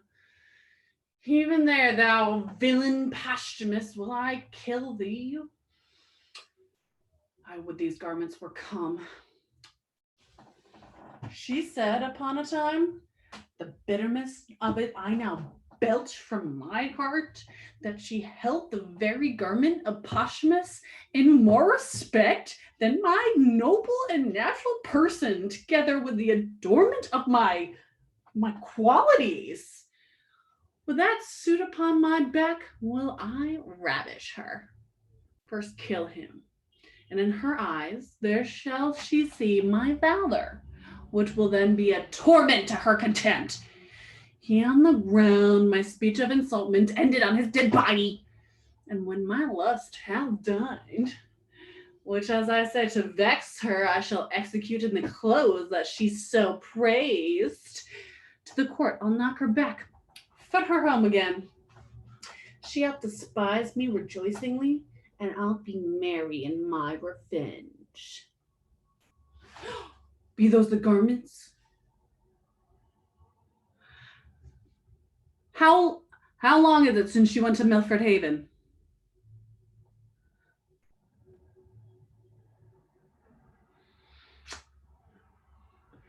So she can't scarce be there yet. Bring this apparel to my chamber. That is the second thing that I have commanded thee. The third is that thou wilt be a voluntary meat to my design. Be but duteous, and true preferment shall tender itself to thee.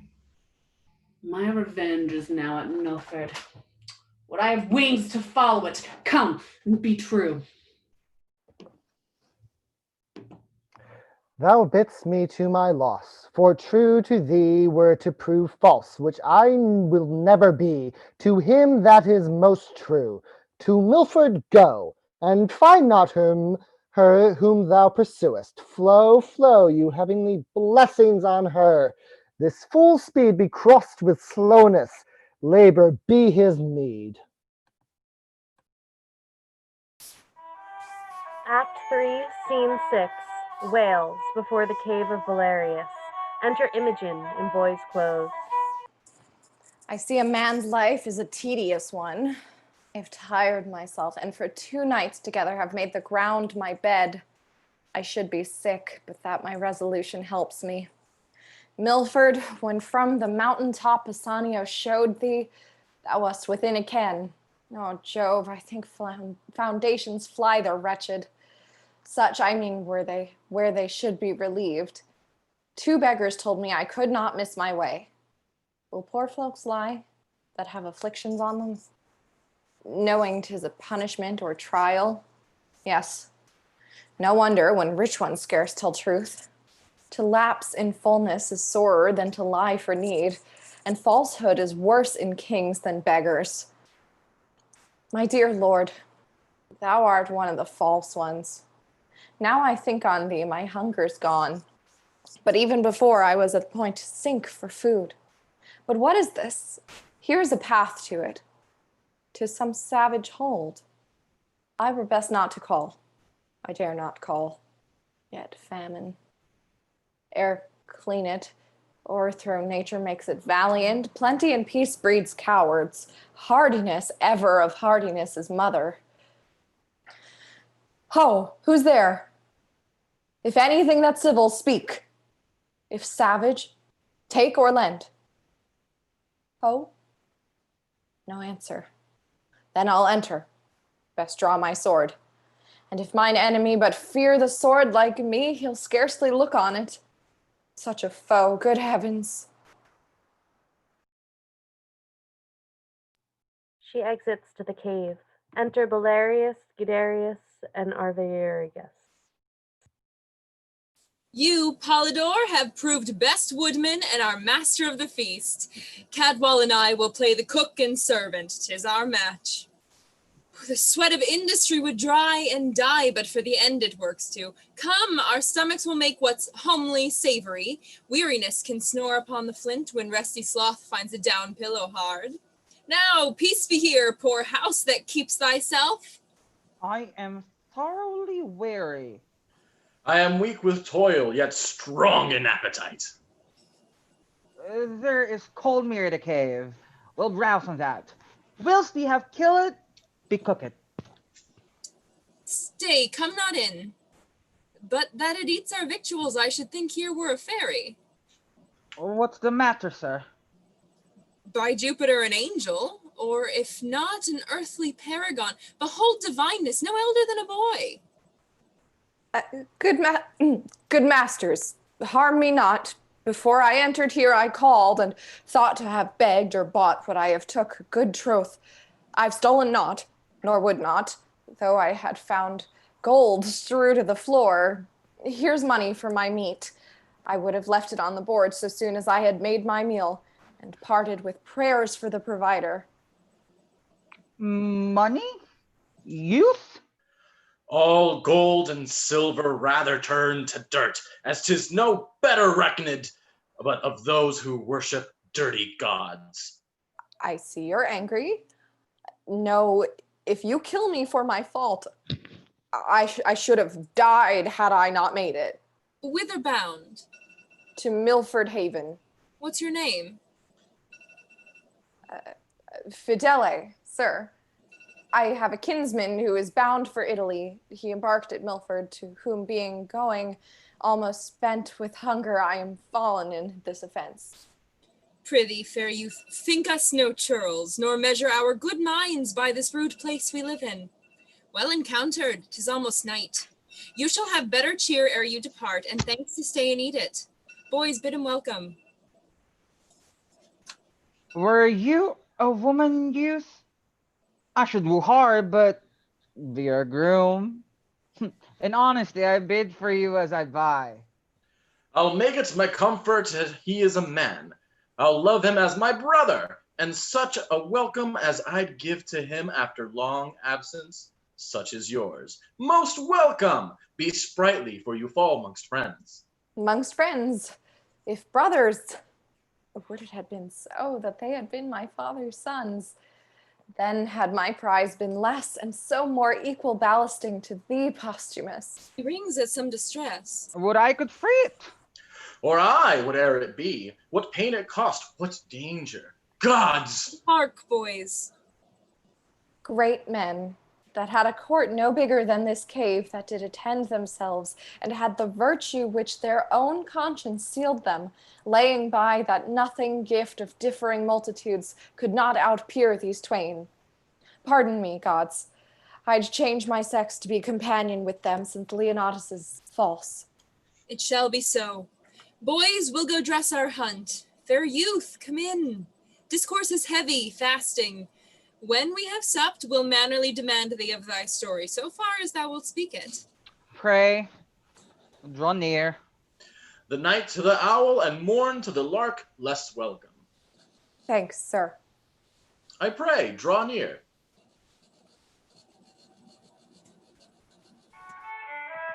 We now invite you to join us for a 10-minute intermission.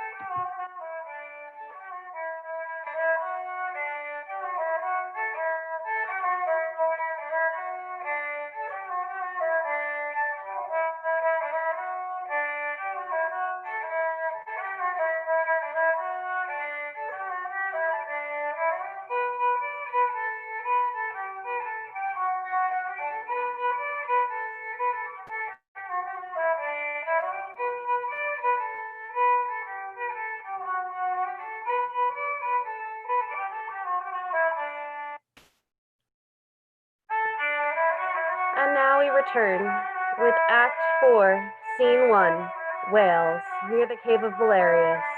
Enter Cloten.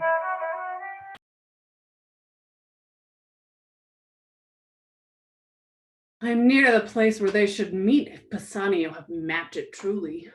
How fit his garments serve me. Why should his mistress, who was made by him that made the tailor, not be fit too? This rather, saving reverence of the word, for 'tis said a woman's fitness comes by fits. Therein I must play the workman. I dare speak it to myself, for it is not vainglory for a man and his glass to confer in his own chamber.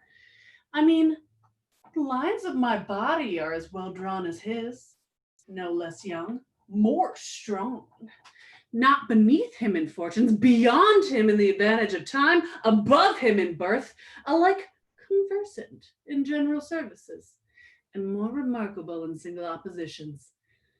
Yet this imperceivement thing loves him in my despite. What mortality is! Posthumus, thy head, which now is growing upon thy shoulders, shall be off within the hour. Thy mistress enforced thy garments cut to pieces before thy face. All this done, spurn her home to her father, who may be happily a little angry for my so rough usage. But my mother, having power of his testiness, shall turn all into my commendations. My horse is tied up safe, outsoared, and to a sore purpose. Fortune, put them into my hand. This is the very description of their meeting place, and the fellow dares not deceive me. Act 4, Scene 2, before the Cave of Valerius. Enter from the cave Valerius, Guiderius, Argivarius, and Imogen. You are not well. Remain here in the cave. We'll come to you after hunting. Brother, stay here. Are we not brothers? So man and man should be, but clay and clay differs in dignity, whose dust is both alike. I am very sick. Go you to hunting. I'll abide with him. So sick I am not, yet I am not well, but not so citizen a wanton as to seem to die ere sick. So please you, leave me. Stick to your journal course, and the breach of custom is breach of all. I am ill, but your being by me cannot amend me. Society is no comfort to one not sociable. I am not very sick, since I can reason of it. Pray you, trust me here. I'll rob none but myself, and let me die stealing so poorly. I love thee. I have spoke it, how much the quantity, the weight, as much as I do love my father. What? How? How? If it be sin to say so, sir, I yoke me in my good brother's fault. I know not why I love this youth, and I have heard you say love's reasons without reason.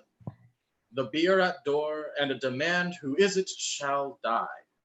I'd say, my father, not this youth. Oh, noble strain. Oh, worthiness of nature, breed of greatness. Cowards, father, cowards, and base things, sire, base. Nature hath meal and bran, contempt and grace. I'm not their father, yet who this should be doth miracle itself loved before me. 'Tis the 9th hour of the morn. Brother, farewell. I wish you sport. You health, so please you, sir. These are kind creatures. Gods, what lies I have heard. Our courtiers say all savage but at court. Experience, oh, thou disprovest report. The imperious seas breed monsters. For the dish pour tributary rivers as sweet fish. I am sick still, heart sick. Bassanio, I'll now taste of thy drug. I could not steer him. He said he was gentle but unfortunate, dishonestly afflicted, but yet honest. Thus did he answer me, yet said hereafter I might know more. To the field, to the field. We'll leave you for this time. Go in and rest. Will not be long away. Pray be not sick, for you must be our housewife. Well or ill, I am bound to you. and shalt be ever. This youth, howe'er distressed, appears he hath had good ancestors. How angel-like he sings. But his neat cookery, he cut our roots and characters and softer broths, as Juno had been sick and he her Dieter. Nobly he yokes, a smiling with a sigh, as if the sigh was that it was for not being such a smile, the smile mocking the sigh, that it would fly from so divine a temple to commix with winds that sailors rail at. I do note that grief and patience rooted in him both, mingled their spurs together. Grow patience, and let the stinking elder grief untwine his perishing root with the increasing vine. It is great morning. Come away. Who's there? Cannot find those renegades. That villain hath mocked me. I am faint. Those renegades. Means he not us? Oh, I partly know him. 'Tis Cloten, the son of the queen. Oh, I fear some ambush. I saw him not these many years, and yet I know 'tis he. We are held as outlaws hence. He is but one. You and my brother search what companies are near. Pray you, away. Let me alone with him. Soft, what are you that fly me thus? Some villain mountaineers? I've heard of such. What slave art thou? A thing. More slavish did I ne'er than answering a slave without a knock. Thou art a robber, a lawbreaker, a villain. Yield thee, thief. To who? To thee. What art thou? Have not I an arm as big as thine, as hard as big? Thy words, I grant, are bigger, for I wear not my dagger in my mouth. Say, what art thou? Why I should yield to thee? Thou villain base, knowest me not by my clothes? No, nor thy tailor, rascal. Who is thy grandfather who made these clothes? Which, as it seems, make thee? Wretched varlet, my tailor made them not. Hence then, and thank the man that gave them thee. Thou art some fool. I am loath to beat thee. Thou injurious thief, hear but my name and tremble. What's thy name? Cloten, thou villain. Cloten, thou double villain, be thy name. I cannot tremble at it. Were it toad or adder, spider, 'twould move me sooner. To thy further fear, nay, to thy mere confusion, thou shalt know I am son to the queen. I am sorry for it, not seeming so worthy as thy birth. Art not afeared? Those that I reverence, those I fear, the wise. At fools I laugh, not fear them. Die the death. When I've slain thee with my proper hand, I'll follow those that even now fled hence, and on the gates of Bloodstone set your heads. Yield, rustic mountaineer. They exit fighting, re-enter Belarius and Arvigarus. No companies abroad? None in the world. You did mistake him, sure. I cannot tell. Long it is since I saw him, but time hath nothing blurred those lines of favor which he then wore. The snatches of his voice and bursts of speaking were as his. I am absolute, 'twas very Cloten. In this place we left them. I wish my brother make good time with him. You say he is so fell. Being scarce made up, I mean, to man he had not apprehension of roaring terrors, for the effect of judgment is oft the cause of fear. But see thy brother. Re-enter Guiderius with Cloten's head.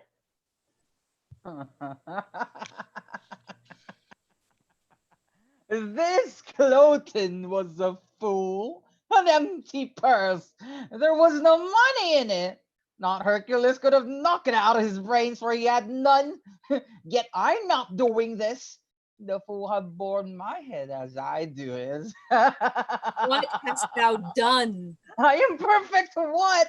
Cut off one Cloten's head, son to the queen after his own report. Who called me traitor, mountaineer, and swore with his own single hand he'd take us in. This place our heads were, thank the gods.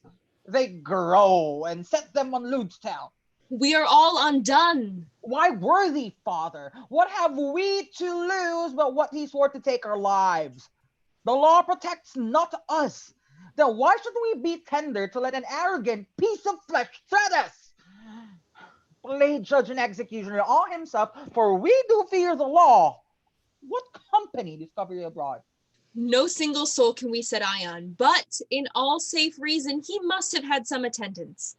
Though his humor was nothing but mutation, aye, and that from one bad thing to worse, not frenzy, not absolute madness could so far have raved to bring him here alone. Although perhaps it may be he heard at court that such as we cave here, hunt here, are outlaws, and in time may make some stronger head, the which he hearing, as it is like him, might break out and swear he'd fetch us in. Yet is not probable to come alone, either he so undertaking, or they so suffering, that on good ground we fear. If we do fear this body hath a tail more perilous than the head. Let ordinance come as the gods foresay it. Howsoe'er, my brother hath done well. I had no mind to hunt this day.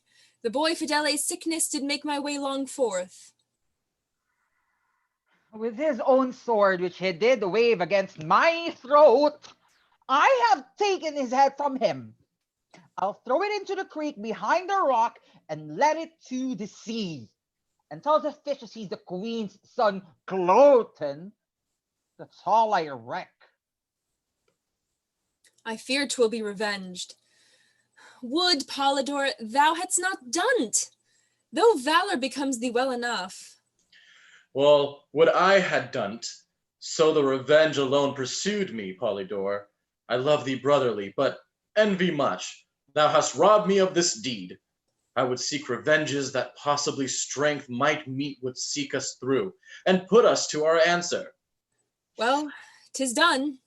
We'll hunt no more today, nor seek for danger where there's no profit. I prithee to our rock, you and Fidele play the cooks. I'll stay till hasty Polydore return, and bring him to dinner presently. Poor sick Fidele, I'll willingly to him to gain his color, I'd let a perish of such Cloten's blood, and praise myself for charity. O thou goddess, thou nature divine, how thyself thou blazon'st in these two princely boys! They are as gentle as zephyrs blowing below the violet, not wagging his sweet head, and yet as rough, their royal blood enchafed as the rudest wind, that by the top doth take the mountain pine and make him stoop to the vale. 'Tis wonder that an invisible instinct should frame them to royalty unlearned, honor untaught, civility not seen from other, valor that wildly grows in them, but yields a crop as if it had been sowed. Yet still it's strange of what Cloten's being here to us portends, or what his death will bring us. Where is my brother? I have sent Cloten's cock-pole down the stream in an embassy to his mother. His body's hostage for his return. My ingenious instrument. Hark, Polydore, it sounds. But what occasion hath Cadwal now to give it motion? Hark! Is he at home? He went hence even now. What does it mean? Since death of my dearest mother, it did not speak before. All solemn things should answer solemn accidents. The matter, triumphs for nothing and lamenting toys, is jollity for apes and grief for boys. Is Cadwal mad? Look, here he comes, and brings the dire occasion in his arms of what we blame him for. The bird is dead, that we have made so much on. I had rather have skipped from 16 years of age to 60 to have turned my leaping time into a crutch than have seen this. Oh, sweetest, fairest lily, my brother wears thee not the one half so well as when thou grewest thyself. Oh, melancholy! Whoever yet could sound thy bottom? Find the ooze to show what coast thy sluggish crane might easiestly harbor in.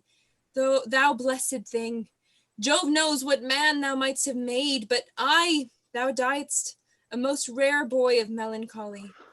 How found you him? Stark as you see. thus smiling as some fly had tickled slumber, not as death's dart being laughed at, his right cheek reposing on a cushion. Where? On the floor, his arms thus leagued, I thought he slept, and put my clouded brogues from off my feet, whose rudeness answered my steps too loud. Why, he but sleeps. If he be gone, he'll make his grave a bed. With female fairies will his tomb be haunted, and worms will not come to thee. With fairest flowers, while summer lasts, and I live here, Fidele, I'll sweeten thy sad grave. Thou shalt not lack the flowers that's like thy face, pale primrose, nor the azured harebell like thy veins, no, nor the leaf of elegantine, whom, not to slander, how sweetened not thy breath the ruddock wood with charitable bill. Oh, bill, sore shaming those rich left heirs that let their fathers lie without a monument. Bring thee all this, yea, and furred moss besides, when flowers are none to winter ground thy course. Prithee have done. And do not play in wench-like words with that which is so serious. Let us bury him, and not protract with admiration what is now due death. To the grave. Say, where shall lie him? My good Euryphile, our mother. Be it so, and let us, Polydore, though now our voices have got the mannish crack, sing him to the ground as once to our mother. Use like note and words, save that Euryphile must be Fidele. Catwall, I cannot sing. I'll weep and word it with thee. For notes of sorrow out of tune are worse than priests and fanes that lie. We'll speak it then. For great griefs I see medicine the less, for Cloten is quite forgot. He was a queen's son, boys, and though he came our enemy, remember he was paid for that. Though mean and mighty rotting together have one dust, yet reverence, that angel of the world, doth make distinction of place tween high and low. Our foe was princely, and though you took his life as being our foe, yet bury him as a prince. Pray you, fetch him hither. Their side's body is as good as Ajax when neither are alive. If you'll go fetch him, we'll say our song the whilst. Brother, begin. Nay, Cadwal, we must lay his head to the east. My father hath a reason for it. 'Tis true. Come on then and remove him. So begin. Fear no more the heat of the sun, nor the furious winter rages. Though thy worldly task hast done, home art gone, and ta'en thy wages. Golden lads and girls almost ashamed, sweepers come to dust. Fear no more the frown of the grave. Thou art past the tyrant's stroke. Care no more to clothe and eat. To thee the reed is as the oak. The scepter learning physic must. All follow this and come to dust.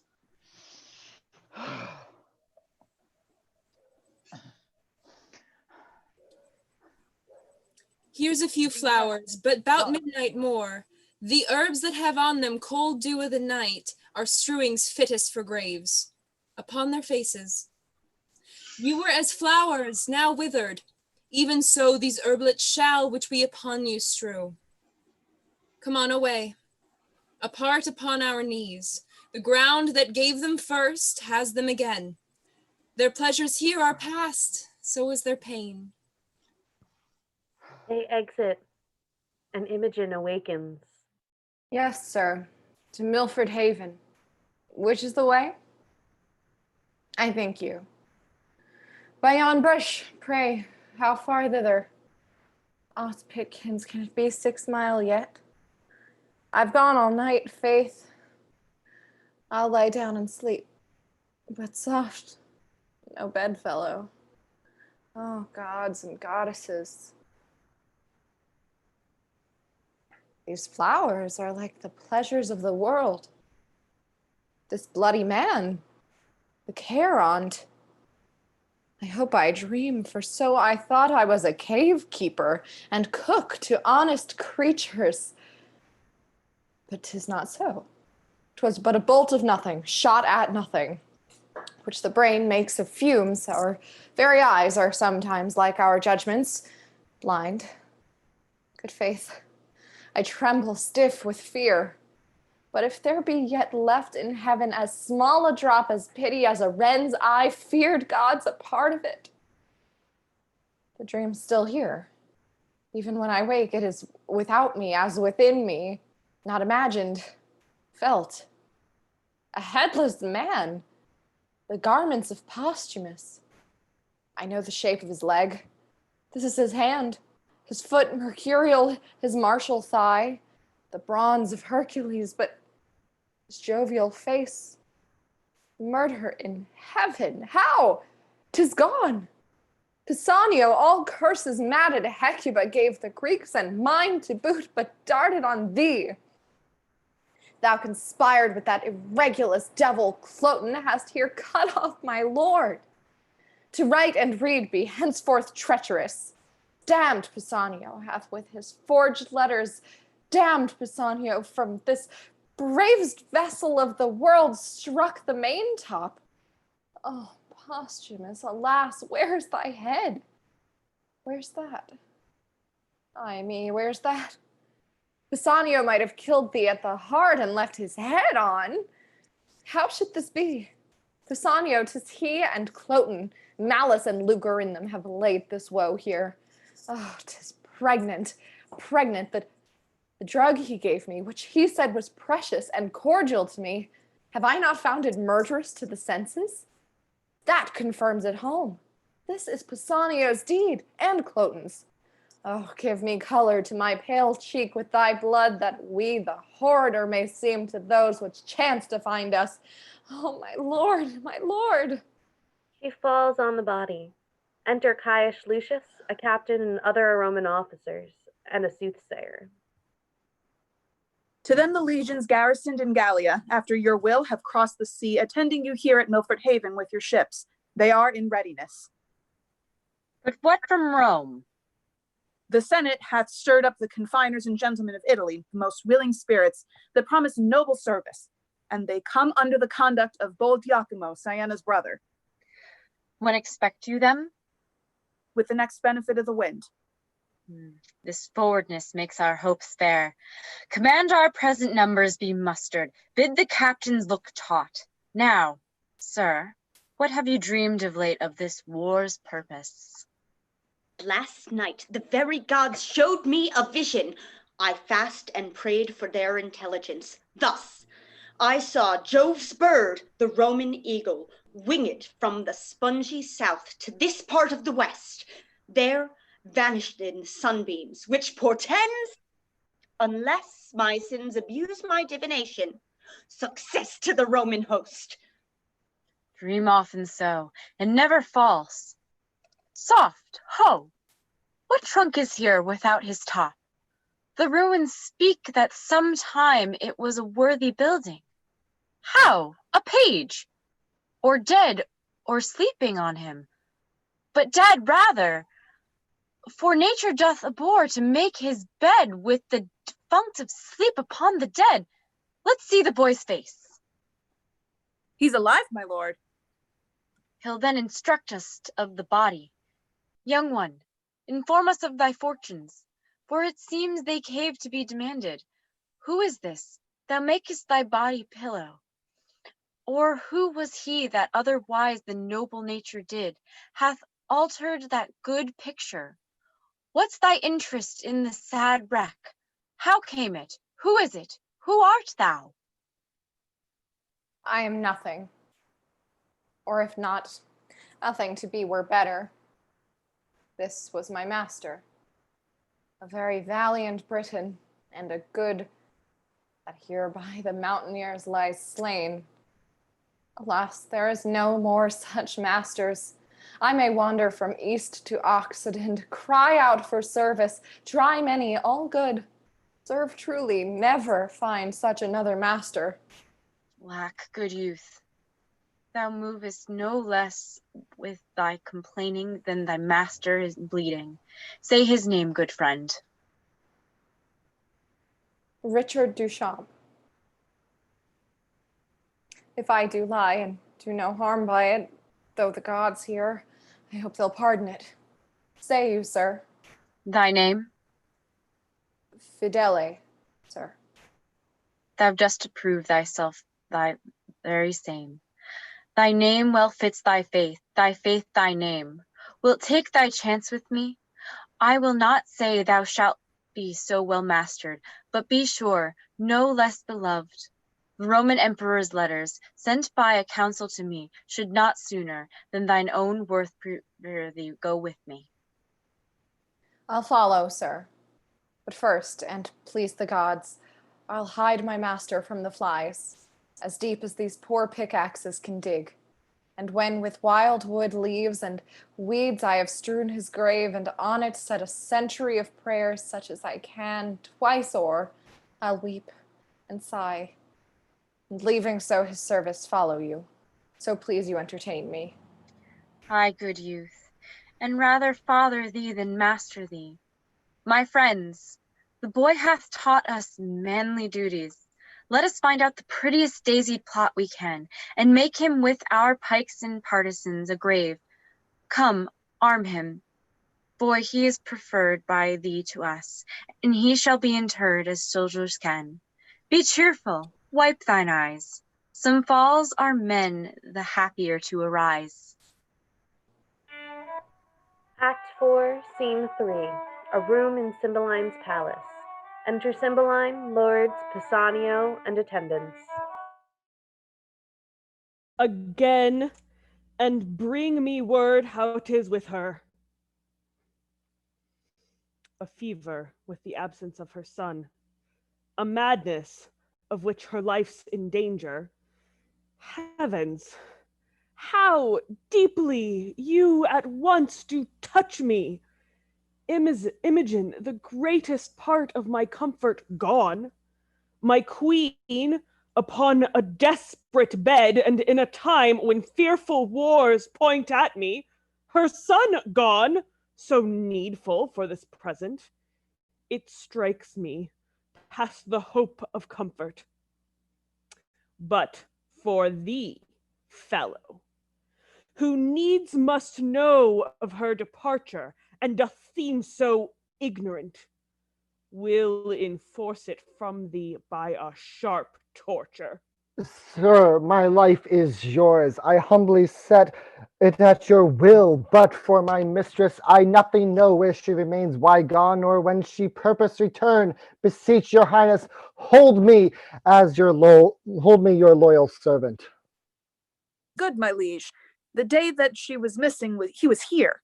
I dare be bound he's true, and shall perform all parts of his subjection loyally. For Cloten, there wants no diligence in seeking him, and will no doubt be found. The time is troublesome. We'll slip you for a season, but our jealousy doth yet depend. So please your majesty, the Roman legions, all from Gallia drawn, are landed on your coast, with a supply of Roman gentlemen by the Senate sent. Now for the counsel of my son and queen.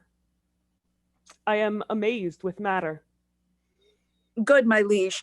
Your preparation can affront no less than what you hear of. Come more, for more you're ready. The want is but to put those powers in motion that long to move. I thank you. Let's withdraw and meet the time as it seeks us.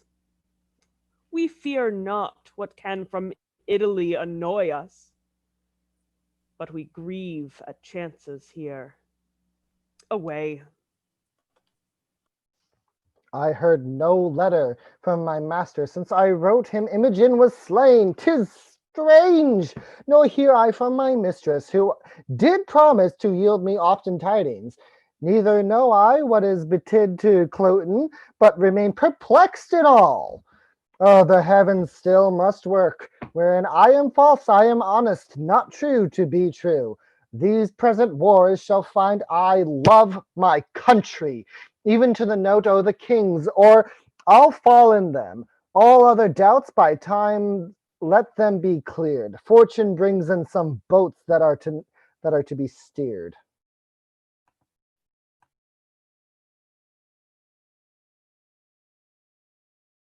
Act 4, Scene 4, Wales, before the cave of Belarius. Enter Belarius, Guiderius, and Arviragus. The noise is round about us. Let us from it. What pleasure, sir, find we in life, to lock it from action and adventure? Nay, what hope have we in hiding us? This way the Romans must, or for Britons, slay us or receive us for barbarous and unnatural revolts during their use, and slay us after. Sons will hire to the mountains, there secure us. To the king's party there's no going.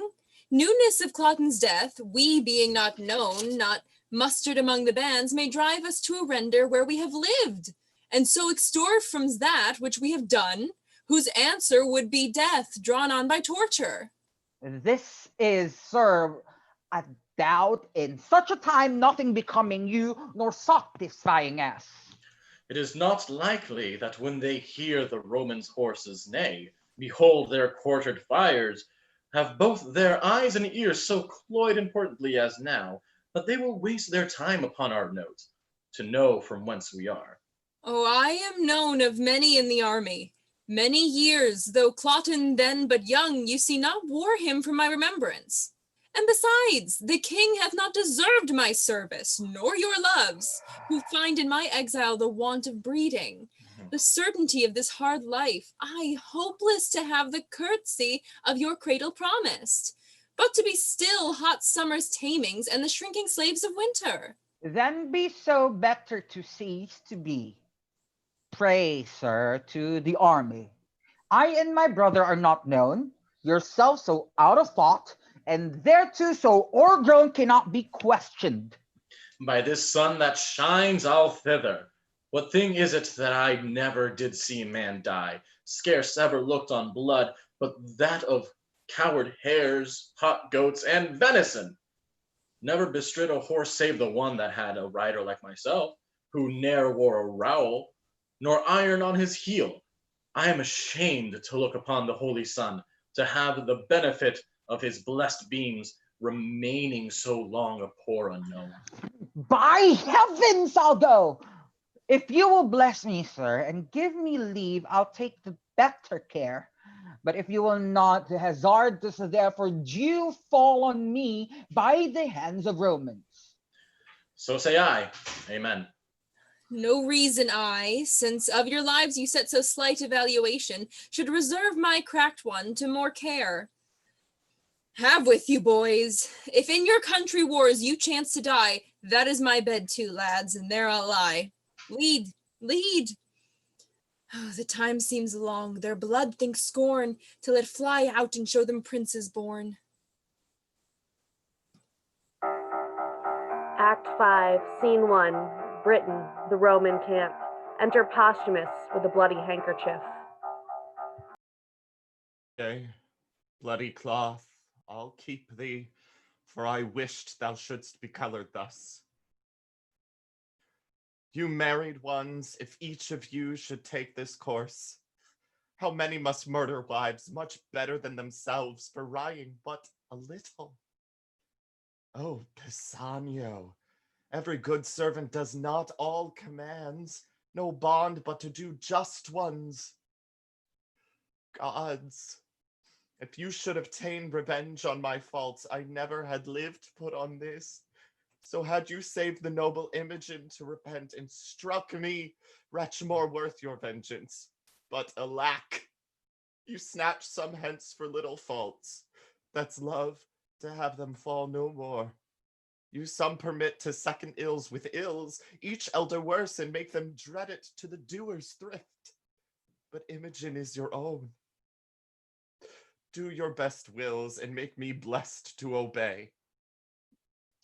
I am brought hither among the Italian gentry, and to fight against my lady's kingdom. 'Tis enough that, Britain, I have killed thy mistress. Peace, I'll give no wound to thee. Therefore, good heavens, hear patiently my purpose. I'll disrobe me of these Italian weeds and suit myself as does a Briton peasant. So I'll fight against the part I come with, so I'll fight for thee. O Imogen, even for whom my life is every breath a death. And thus, unknown, pitied nor hated, to the face of peril myself I'll dedicate. Let me make men know more valor in me than my habits show. Gods, put the strength of the Leonati in me. To shame the guise of the world, I will begin the fashion less without and more within.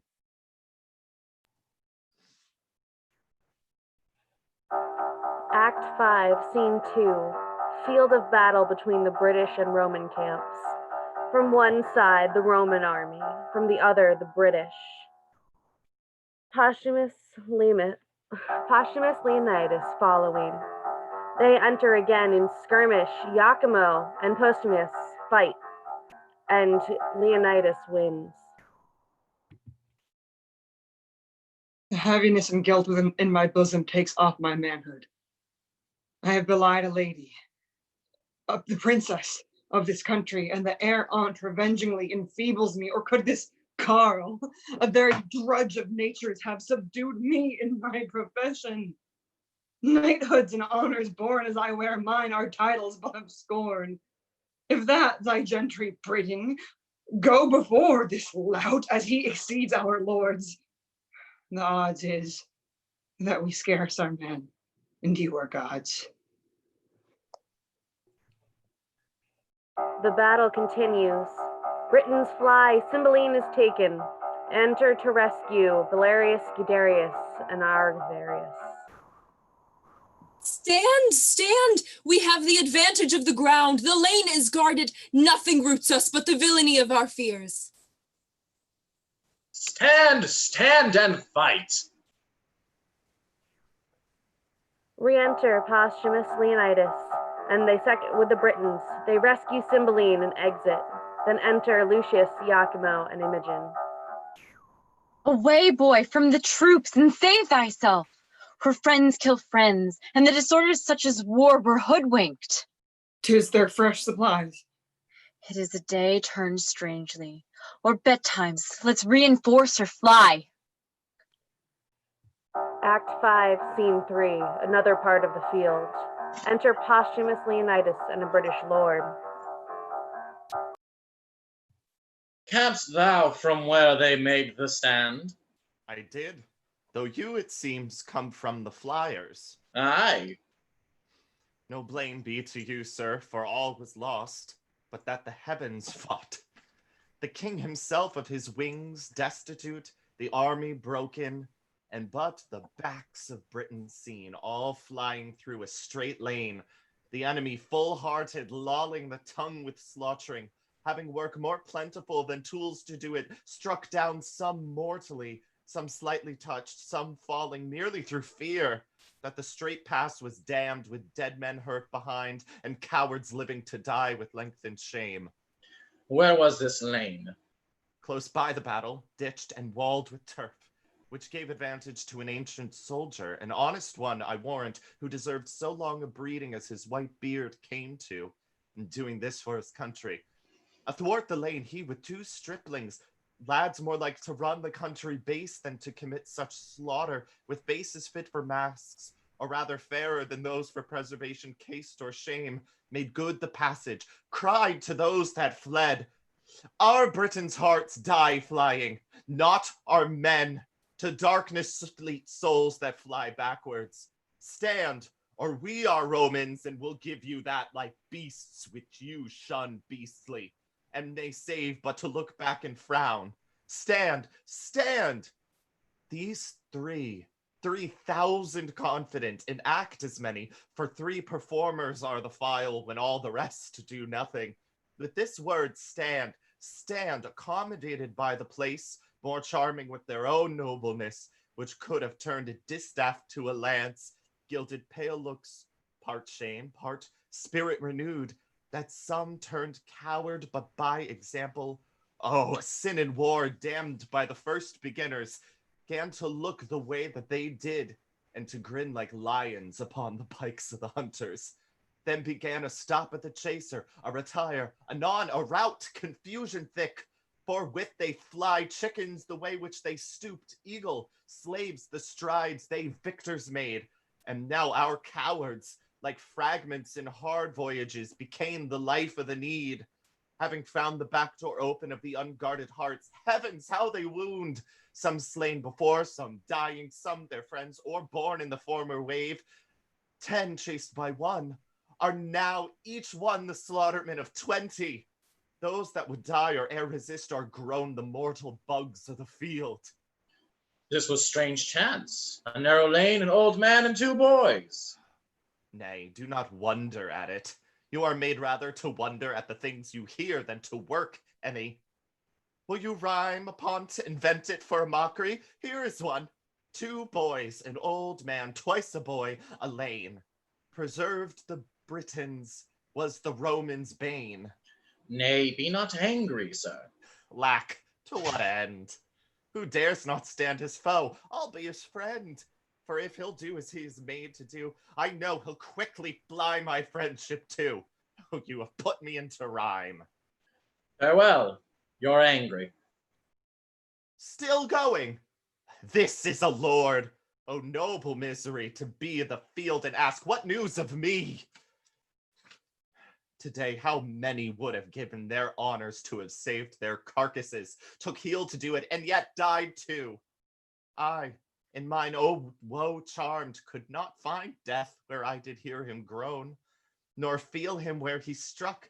Being an ugly monster, 'tis strange he hides him in fresh cups, soft beds, sweet words are half more ministers than we that draw his knives in the war.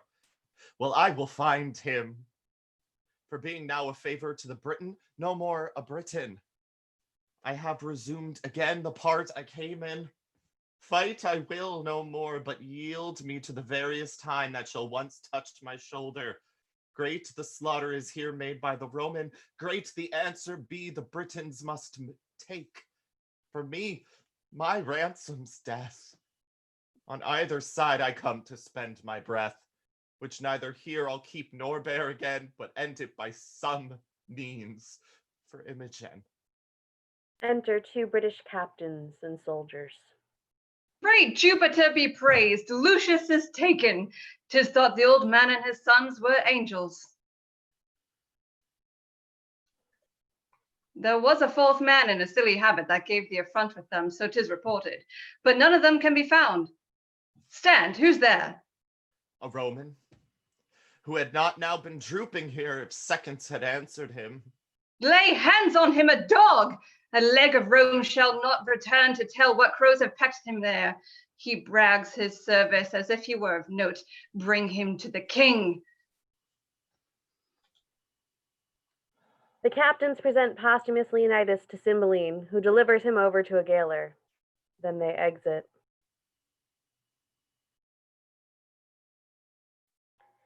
Act 5, Scene 4, a British prison. Enter Posthumus with the 2 jailers.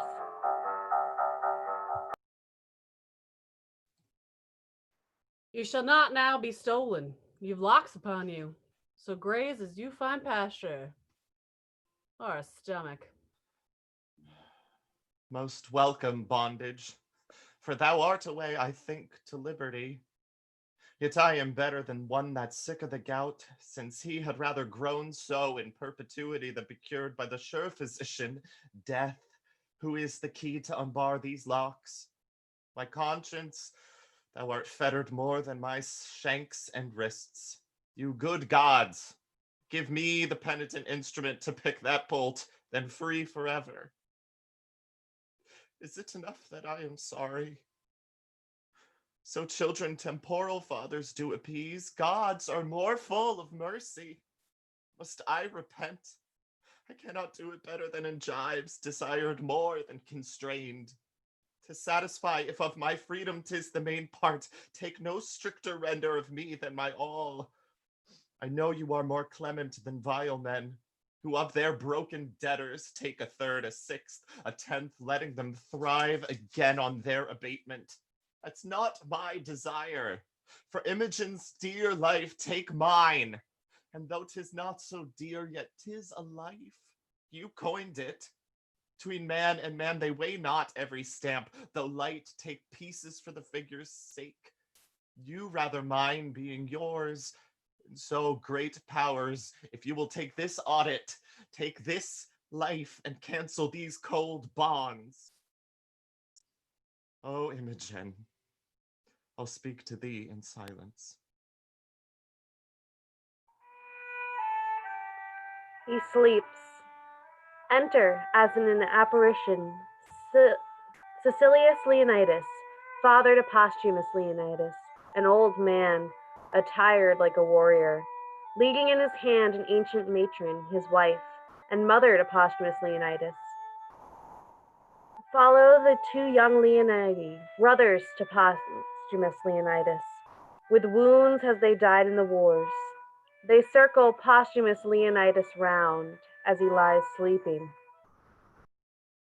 No more thou thunder master, show thy spite on mortal flies. With Mars fall out and with Juno chide, that thy adulteries rates and revenges.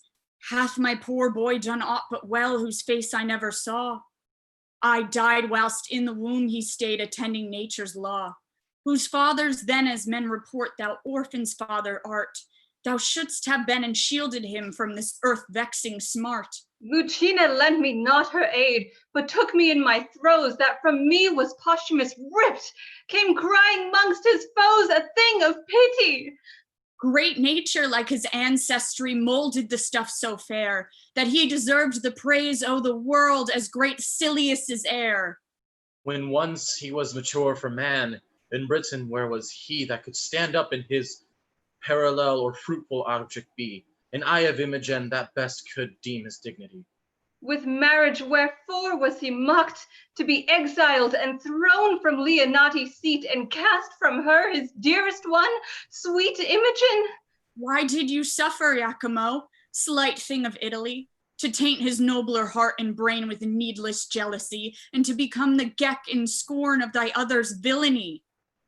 For this from stiller seeds we came, our parents and us twain, but that striking in our country's cause full bravely and were slain. Our fealty and tenentures right with honor to maintain. Like hardiments Posthumus hath to Cymbeline performed. Then Jupiter, thou king of gods, why hast thou thus adjourned the graces for his merits due, being all to dolors turned?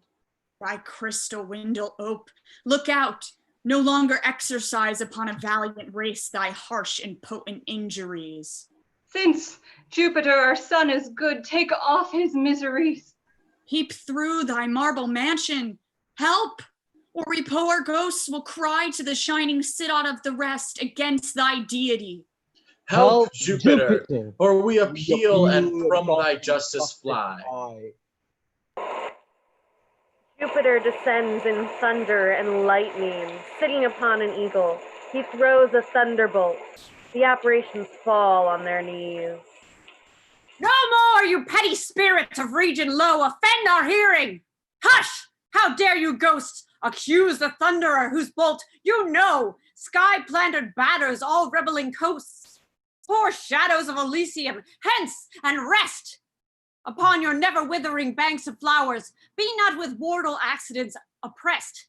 No care of it yours it is. You know it is ours. Whom best I love, I cross, to make my gift. The more delayed, delighted, be content. Your low-laid son, our Godhead will uplift. His comforts thrive, his trials well are spent. Our jovial star reigned at his birth, and in our temple was he married. Rise and fade, he shall be lord of Lady Imogen. and happier much by his affliction made.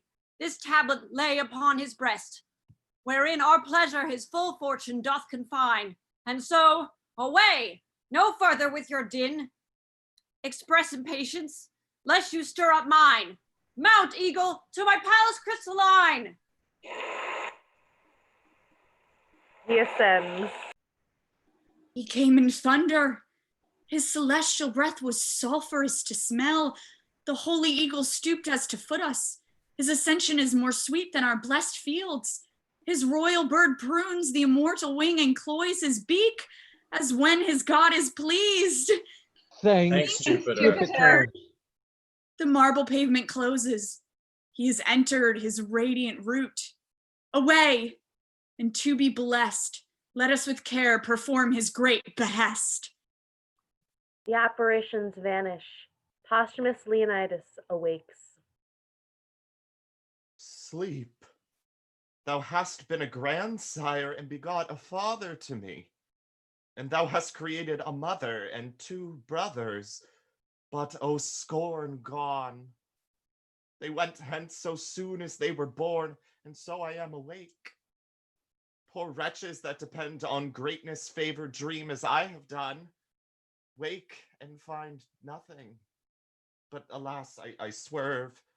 Many dream not to find, neither deserve, and yet are steeped in favors. So am I that have this golden chance, and know not why. What fairies haunt this ground? A book? Oh, rare one, be not as is our fangled world, a garment nobler than that it covers. Let thy effects so follow to be most unlike our courtiers, as good as promise. Whenas a lion's whelp shall, to himself unknown, without seeking find and be embraced by a piece of tender air, and when from a stately cedar shall be lopped branches which, being dead many years, shall after revive, being jointed to the old stock, and freshly grow, then shall Posthumus end his miseries, Britain be fortunate, and flourish in peace and plenty. But 'tis still a dream. Or else such stuff as madmen tongue and brain not, either both or nothing, or senseless speaking, or speaking such as sense cannot untie. Be what it is, the action of my life is like it, which I'll keep, if but for sympathy.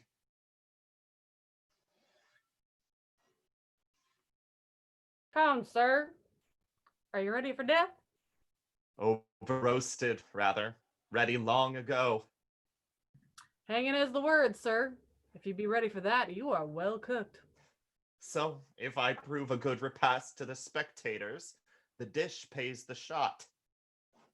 A heavy reckoning for you, sir. But the comfort is, you shall be called to no more payments. Fear no more tavern bills, which are often the sadness of parting, as the procuring of mirth. You come in flint for want of meat, depart reeling with too much drink. Sorry that you have paid too much, and sorry that you are paid too much. Purse and brain both empty, the brain the heavier for being too late, the purse too late, being drawn of heaviness of this contradiction, you shall now be quit. Oh, the charity of a penny cord. It sums up thousands in a trice. You've no true debtor and creditor but it. Of what's past is, and to come the discharge. Your next, sir, is pen, book, and counters. So the acquittance follows. I am merrier to die than thou art to live. Indeed, sir. He that sleeps feels not the toothache. But a man that were to sleep your sleep, and a hangman to help him to bed, I think he would change places with his officer. For look you, sir, you know not which way you shall go. Yes, indeed do I, fellow. Your death has eyes and head then. I have not seen him so pictured. You must either be directed by some that take upon them to know, or do take upon yourself that which I am sure you do not know. Or jump the after inquiry on your own peril, and how you shall spend in your journey's end, I think you'll never return to tell one. I tell thee, fellow, there are none want eyes to direct them the way I am going, but such as wink and will not use them. What an infinite mock is this, that a man should have the best use of eyes to see the way of blindness. I'm sure hanging's the way of winking. Enter a messenger. Knock off his manacles. Bring your prisoner to the king. Thou bringst good news. I am called to be made free. I'll be hanged then. Thou shalt be then freer than a jailer. No bolts for the dead. Unless a man would marry a gallows and beget young gibbets, I never saw one so prone. Yet on my conscience, there are verier knaves desire to live for all he be a Roman, and there be some of them too that die against their wills. So should I, if I were one. I would we were all of one mind, and one mind good. Oh, there were desolation of jailers and gallows. I speak against my present profit, but my wish hath a preferment in it.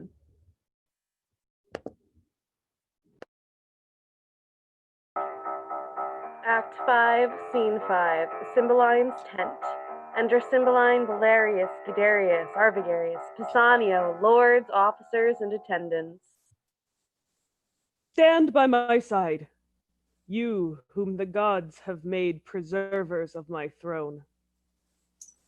Woe is my heart that the poor soldier that so richly fought, whose rags shamed gilded arms, whose naked breasts stepped before the largest of proof could not be found.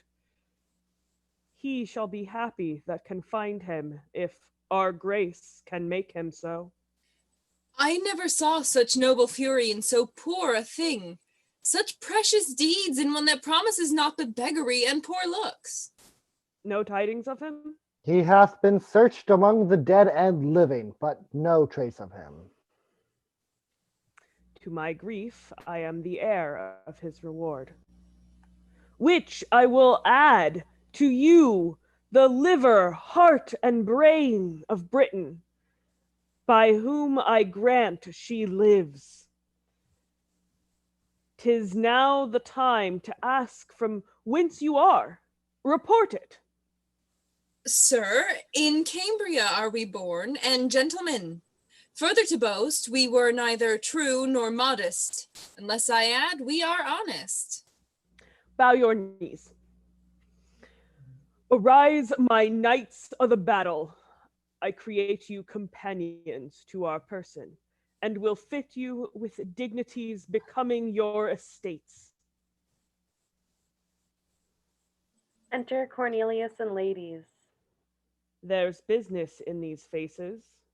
Why so sadly greet you our victory? You look like Romans, and not of the court of Britain. Hail, great king.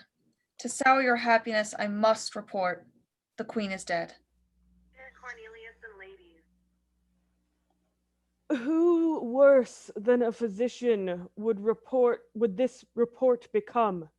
But I consider, by medicine life may be prolonged, yet death will seize the doctor too. How ended she? With horror, madly dying like her life, which, being cruel to the world, concluded most cruel to herself. What she confessed I will report, so please you. These her women can trip me if I err, who with wet cheeks were present when she finished. Prithee, say. First, she confessed she never loved you, only affected greatness got by you, not you, married your royalty, was wife to your place, abhorred your person. She alone knew this, and but she spoke it dying, I would not have believed her lips in opening it. Proceed. Your daughter, whom she bore in hand to love with such integrity, she did confess was a scorpion to her sight, whose life, but that her flight prevented it, she had taken off by poison. Oh, most delicate fiend! Who is't can read a woman? Is there more? More, sir, and worse. She did confess she had for you a mortal mineral, which, being took, should by the minute feed on life lingering, by inches waste you, in which time she purposed by watching, weeping, tendance kissing, to o'ercome you with her show, and in time, when she had fitted you with her craft, to work her son into the adoption of the crown. But failing of her end by his strange absence, grew shameless desperate, opened in despite of heaven and men her purpose, repented, the evils which she hatched were not effected, so despairing, died. Heard you all this, her women? We did, so please your highness. Mine eyes were not in fault, for she was beautiful, and mine ears that heard her flattery, nor my heart that thought her like her seeming. It had been vicious to have mistrusted her. Yet, O my daughter, that it was folly in me, thou mayest say, and prove it in thy feelings. Heavens mend all.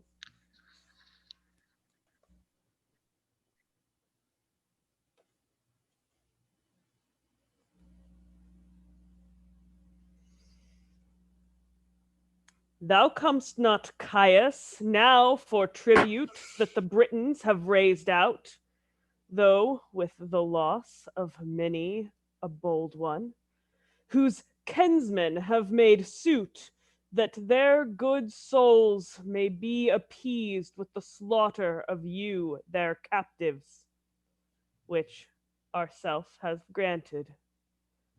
So think of your estate.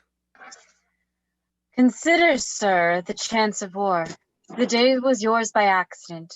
Had it gone with us, we should not, when the blood was cool, have threatened our prisoners with the sword. But since the gods will have it thus, that nothing but our lives may be called ransom, let it come. Suffice a Roman with a Roman's heart can suffer. Augustus lives to think on it, and so much my peculiar care. This one thing only I will entreat.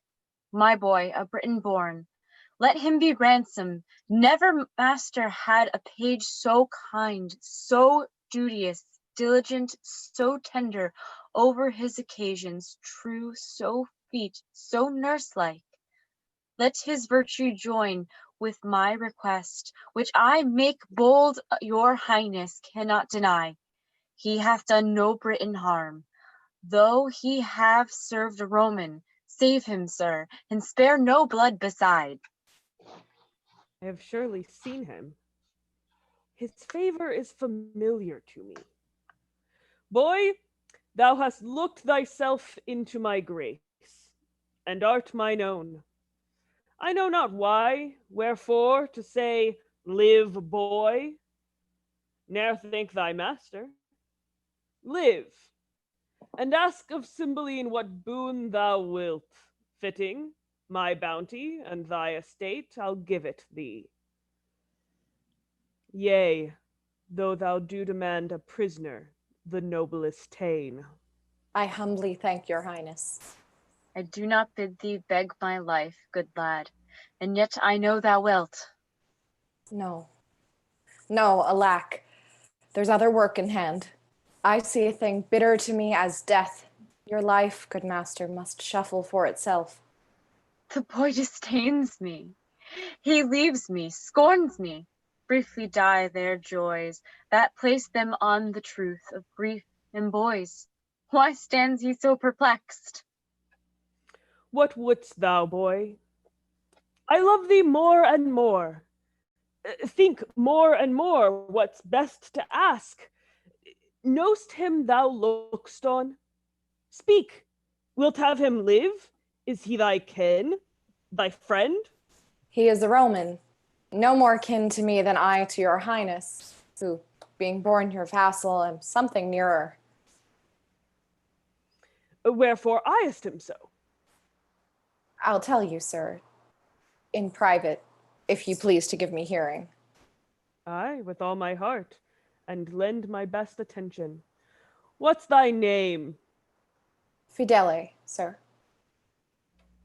Thou art, my good youth, my page. I'll be thy master, walk with me. Speak freely.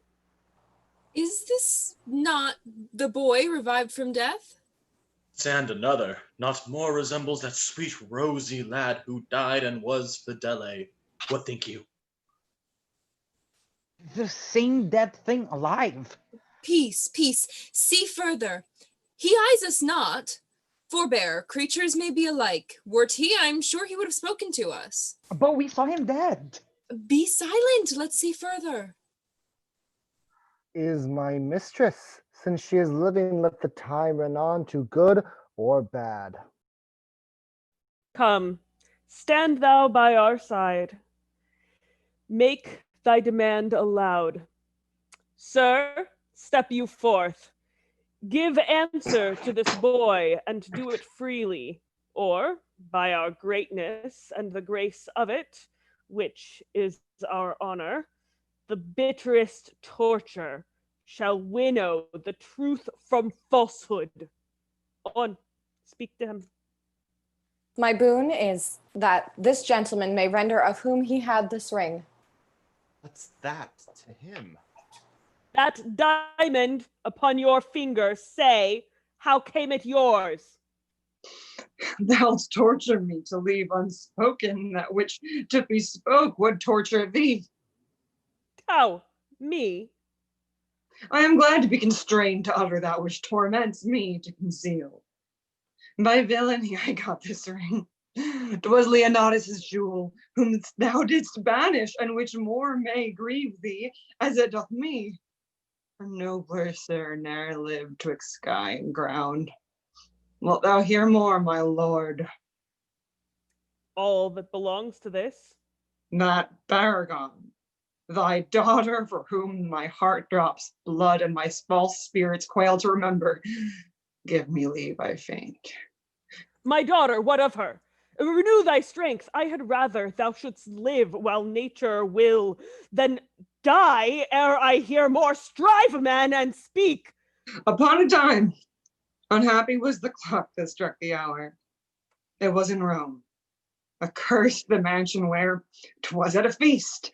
Oh, what our viands had been poisoned, or at least those which I heaped ahead. The good Posthumus. What should I say? He was too good to be where ill men were, and was the best of all amongst the rarest of good ones, sitting sadly, hearing us praise our loves of Italy for beauty that made barren the swell to boast of him that best could speak, for feature laming the shrine of Venus, or straight bite Minerva. Postures beyond brief nature for condition, a shop of all the qualities that man loves woman for. Besides that hook of living, fairness which strikes the eye. I stand on fire. Come to the matter. All too soon I shall, unless thou wouldst grieve quickly. This Posthumus, most like a noble lord in love, and one that had a royal lover, took his hint, and not dispraising whom we praised, therein he was as calm as virtue. He began his mistress's picture, which by his tongue he made, and then a mind put into either our brags were cracked of kitchen trolls, or his description proved us unspeaking sods. Nay, nay, to the purpose. Your daughter's chastity. There it begins. He spake of her as Diane had hot dreams, and she alone were cold. Whereat I, wretch, made scruple of his praise, and wagered with him pieces of gold gainst this, which then he wore upon his finger to attain, in suit in the place of's bed, and win this ring by hers and mine adultery.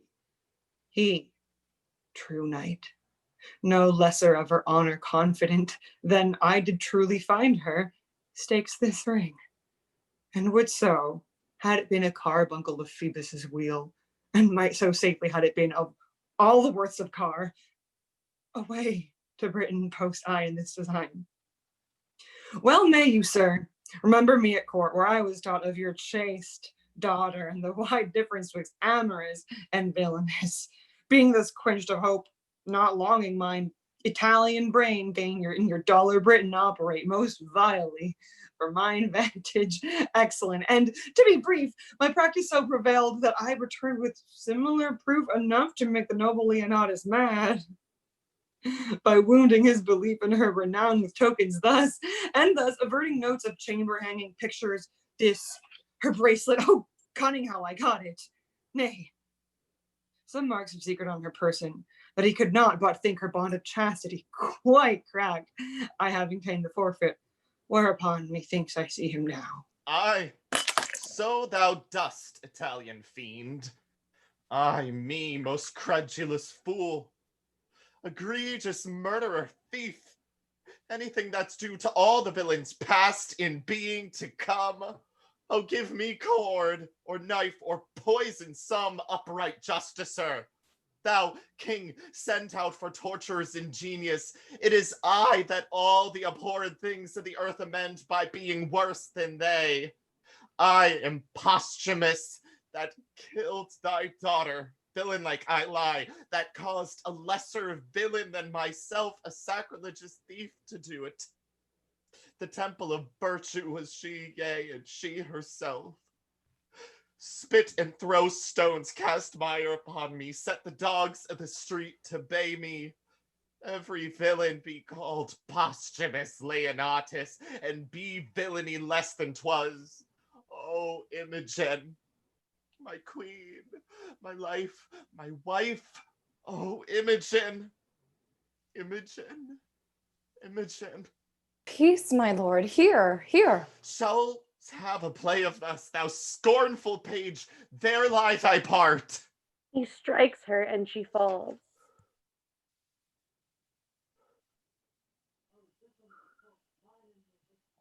My lord Posthumus, oh, you ne'er killed Imogen till now. Help, help, my honored lady. Does the world go round? How comes these staggers on me? Wake my mistress. If this be so, the gods do mean to strike me to death with mortal joy. How fares thy mistress? Oh, get thee from my sight. Thou gavest me poison. Dangerous fellow, hence, breathe not where princes are. The tune of Imogen. Lady, the gods throw stones of sulphur on me. If that box I gave you was not thought by me a precious thing, I had it from the queen. New matter still? It poisoned me. Oh gods! I left out one thing which the queen confessed, which must approve thee honest. If Bassanio have, said she, given his mistress that confection which I gave him for cordial, she is served as I would serve a rat. What's this, Cornelius? The queen, sir, very oft importuned me to temper poisons for her, still pretending the satisfaction of her knowledge only in killing vile creatures as cats and dogs of no esteem. I, dreading that her purpose was of more danger, did compound for her a certain stuff which, being taken, would cease the present power of life, but in short time all offices of nature would again do their due function. Have you taken of it? Most like I did, for I was dead. My boys, there was our error. This sure is Fidele. Why did you throw your wedded lady from you? Think that you are upon a rock, and now throw me again. He embraces him. Hang there like fruit, my soul, till the tree die. How now? My flesh, my child. What? Makest thou me a dullard in this act? Wilt not speak to me?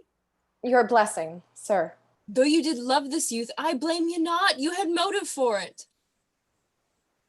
My tears that fall prove holy water to thee. Imogen, thy mother's dead. I am sorry for it, my lord. Oh, she was not. And long of her it was that we meet here so strangely. But her son is gone, we know not how nor where. My lord, now fear is from me. I'll speak truth. Lord Cloten, upon my lady's missing, came to me with his sword drawn, foamed at the mouth, and swore if I discovered not which way she was gone, it was my instant death. By accident had a feigned letter of my master's then in my pocket, which directed him to seek her on the mountains near to Milford, where in a frenzy in my master's garments, which he enforced from me, away he posts with unchaste purpose and with oath to violate my lady's honor. What became of him, I further know not. Let me end the story. I slew him there. Marry, the gods forfend! I would not thy good deeds should from thy lips pluck a hard sentence. Prithee, valiant youth, deny it again. I have spoken it, and I did it. He was a prince. A most insightful one. Those wrongs he did me were nothing prince-like, for he did provoke me with language that would make me spurn the sea, if it could so roar to me. I cut off his head, and am right glad he is not standing here to tell this tale of mine. I am sorry for thee. By thine own tongue thou art condemned, and must endure our law. Thou art dead. That headless man I had thought had been my lord. Bind the offender and take him from our presence. Stay, Sir King. This man is better than the man he slew, as well descended as thyself, and hath more of thee merited than a band of Clotons had ever scarf for. Oh, let his arms alone. They were not born for bondage. Why, old soldier, wilt thou undo the worth thou art unpaid for by tasting of our wrath? How of descent as good as we?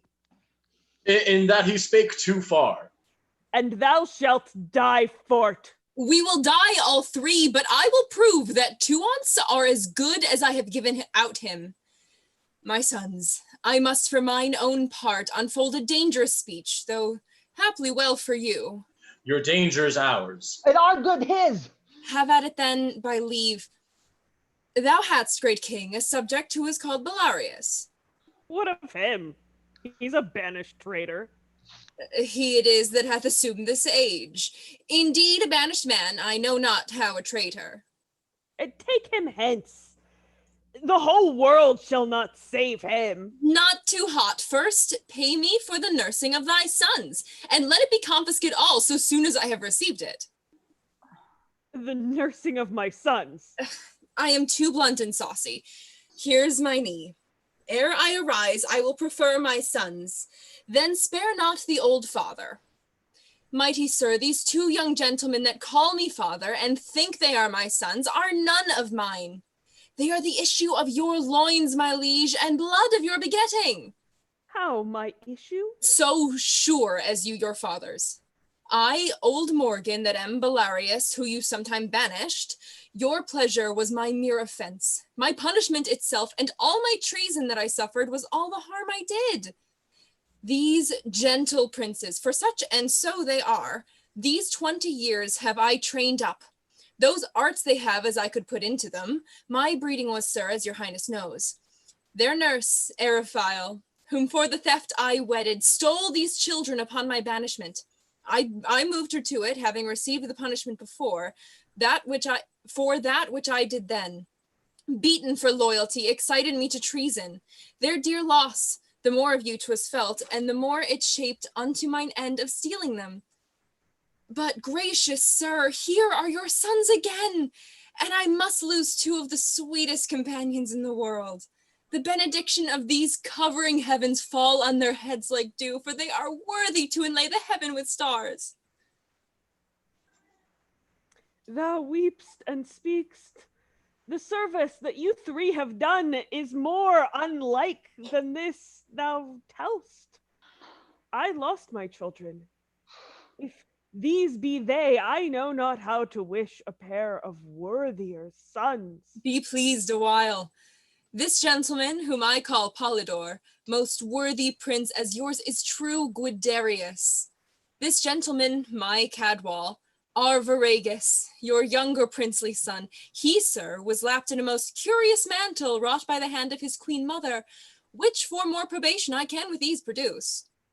Guiderius had upon his neck a mole, a sanguine star. It was a mark of wonder. This is he who hath upon him still that natural stamp. It was wise nature's end in the donation to be his evidence now. Oh, what? Am I a mother to the birth of 3? Ne'er mother rejoiced deliverance more. Blessed pray you be, that after this strange starting from your orbs may reign in them now. Oh, Imogen, thou hast lost by this a kingdom. No, my lord. I've got 2 worlds by it. Oh, my gentle brothers, have we thus met? Oh, never say hereafter, but I am truest speaker. You called me brother when I was but your sister. I you brothers, when ye were so indeed. Did you e'er meet? Aye, my good lord. And at first meeting, love it, continued so until we thought he died. By the queen's dram she swallowed. Oh, rare instinct. When shall I hear all through? This fiery abridgment hath to it circumstantial branches, which distinction should be rich in. Where, how lived you? And when came you to serve our Roman captive? How parted with your brothers? How first met them? Why fled you from the court, and whither? These, and your 3 motives to the battle, with I know not how much more, should be demanded. And all the other by dependencies from chance to chance, but nor the time nor place will serve for our long interrogatories. See, Posthumus anchors upon Imogen, and she, like harmless lightning, throws her eye on him, her brother, me, her master, hitting each object with a joy. The counter change is severally in all. Let's quit this ground and smoke the temple with our sacrifice. Thou art my brother, so will hold thee ever. You are my father, too, and did relieve me to see this gracious season. All o'erjoyed, save these in bonds. Let them be joyful too, for they shall taste our comfort. My good master, I will yet do you service. Happy be you. The forlorn soldier that so nobly fought, he would have well become this place and graced the thankings of a king. I am, sir, the soldier that did accompany these 3 in poor beseeming. 'Twas a fitment for the purpose I then followed, that I was he. Speak, Iachimo. I had you down and might have made you finish. I am down again, but now my heavy conscience sinks my knee, as then your force did. Take that, life, beseech you, which I so often owe, but take your ring first, and here, the bracelet of the truest princess that ever swore faith. The power that I have on you is to spare you. The malice towards you to forgive you. Live and deal with others better. Nobly doomed. We'll learn a freeness of a son-in-law. Pardons the word to all. You hope us, sir, as you did mean indeed to be our brother. Joyed are we that you are. Your servant, princes. Good my lord of Rome, call forth your soothsayer. As I slept, methought great Jupiter upon his eagle backed appeared to me with other sprightly shows of mine own kindred. When I waked, I found this label on my bosom, whose containing is so far from sense and hardness that I can make no collection of it. Let him show his skill in the construction. Philarmonius, Here, my good lord. read and declare the meaning. When as a lion's whelp shall to himself unknown, without seeking finds, and be embraced by a piece of tender air, when from a stately cedar shall be lopped branches, which being dead many years, shall after revive, be joined to the old stock, and freshly grow, then shall posthumous end his miseries, Britain be fortunate, and flourish in peace and plenty. Thou, Leonatus, are the lion's whelp. The fit and apt construction of thy name, being Leonatus, doth import so much. The piece of tender air, thy virtuous daughter, which we call Mollis air, and Mollis air, we term it Mollis air, which Mollis air, I divine, is the most constant wife, who even now, answering the letter of the oracle, unknown to you, unsought, were clipped about with this most tender air. This hath some seeming. The lofty cedar, royal Cymbeline, personates thee, and thy lopped branches joint the two sons forth, which, by Belarius stolen, for many years thought dead, are now revived. To the majestic cedar joined, whose issue promises Britain peace and plenty. Well, my peace we will begin, and Caius Lucius, although the victor, we submit to Caesar and to the Roman Empire, promising to pay our wonted tribute, from the which we were dissuaded by our wicked queen, whom heavens, in justice both on her and hers, have laid most heavy hand. The fingers of the powers above do tune the harmony of this peace.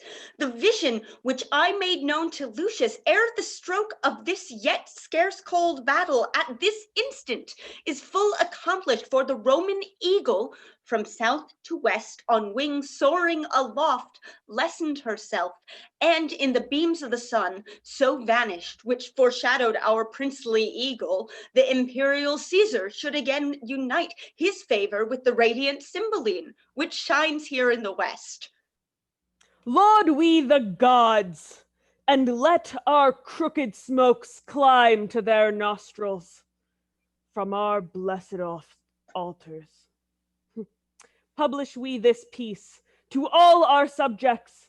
Set we forward, let a Roman and a British ensign wave friendly together, so through Ludstown march, and in the temple of great Jupiter will our peace ratify. Seal it with a feast. Set on there, never was war did cease, ere bloody hands were washed with such a peace.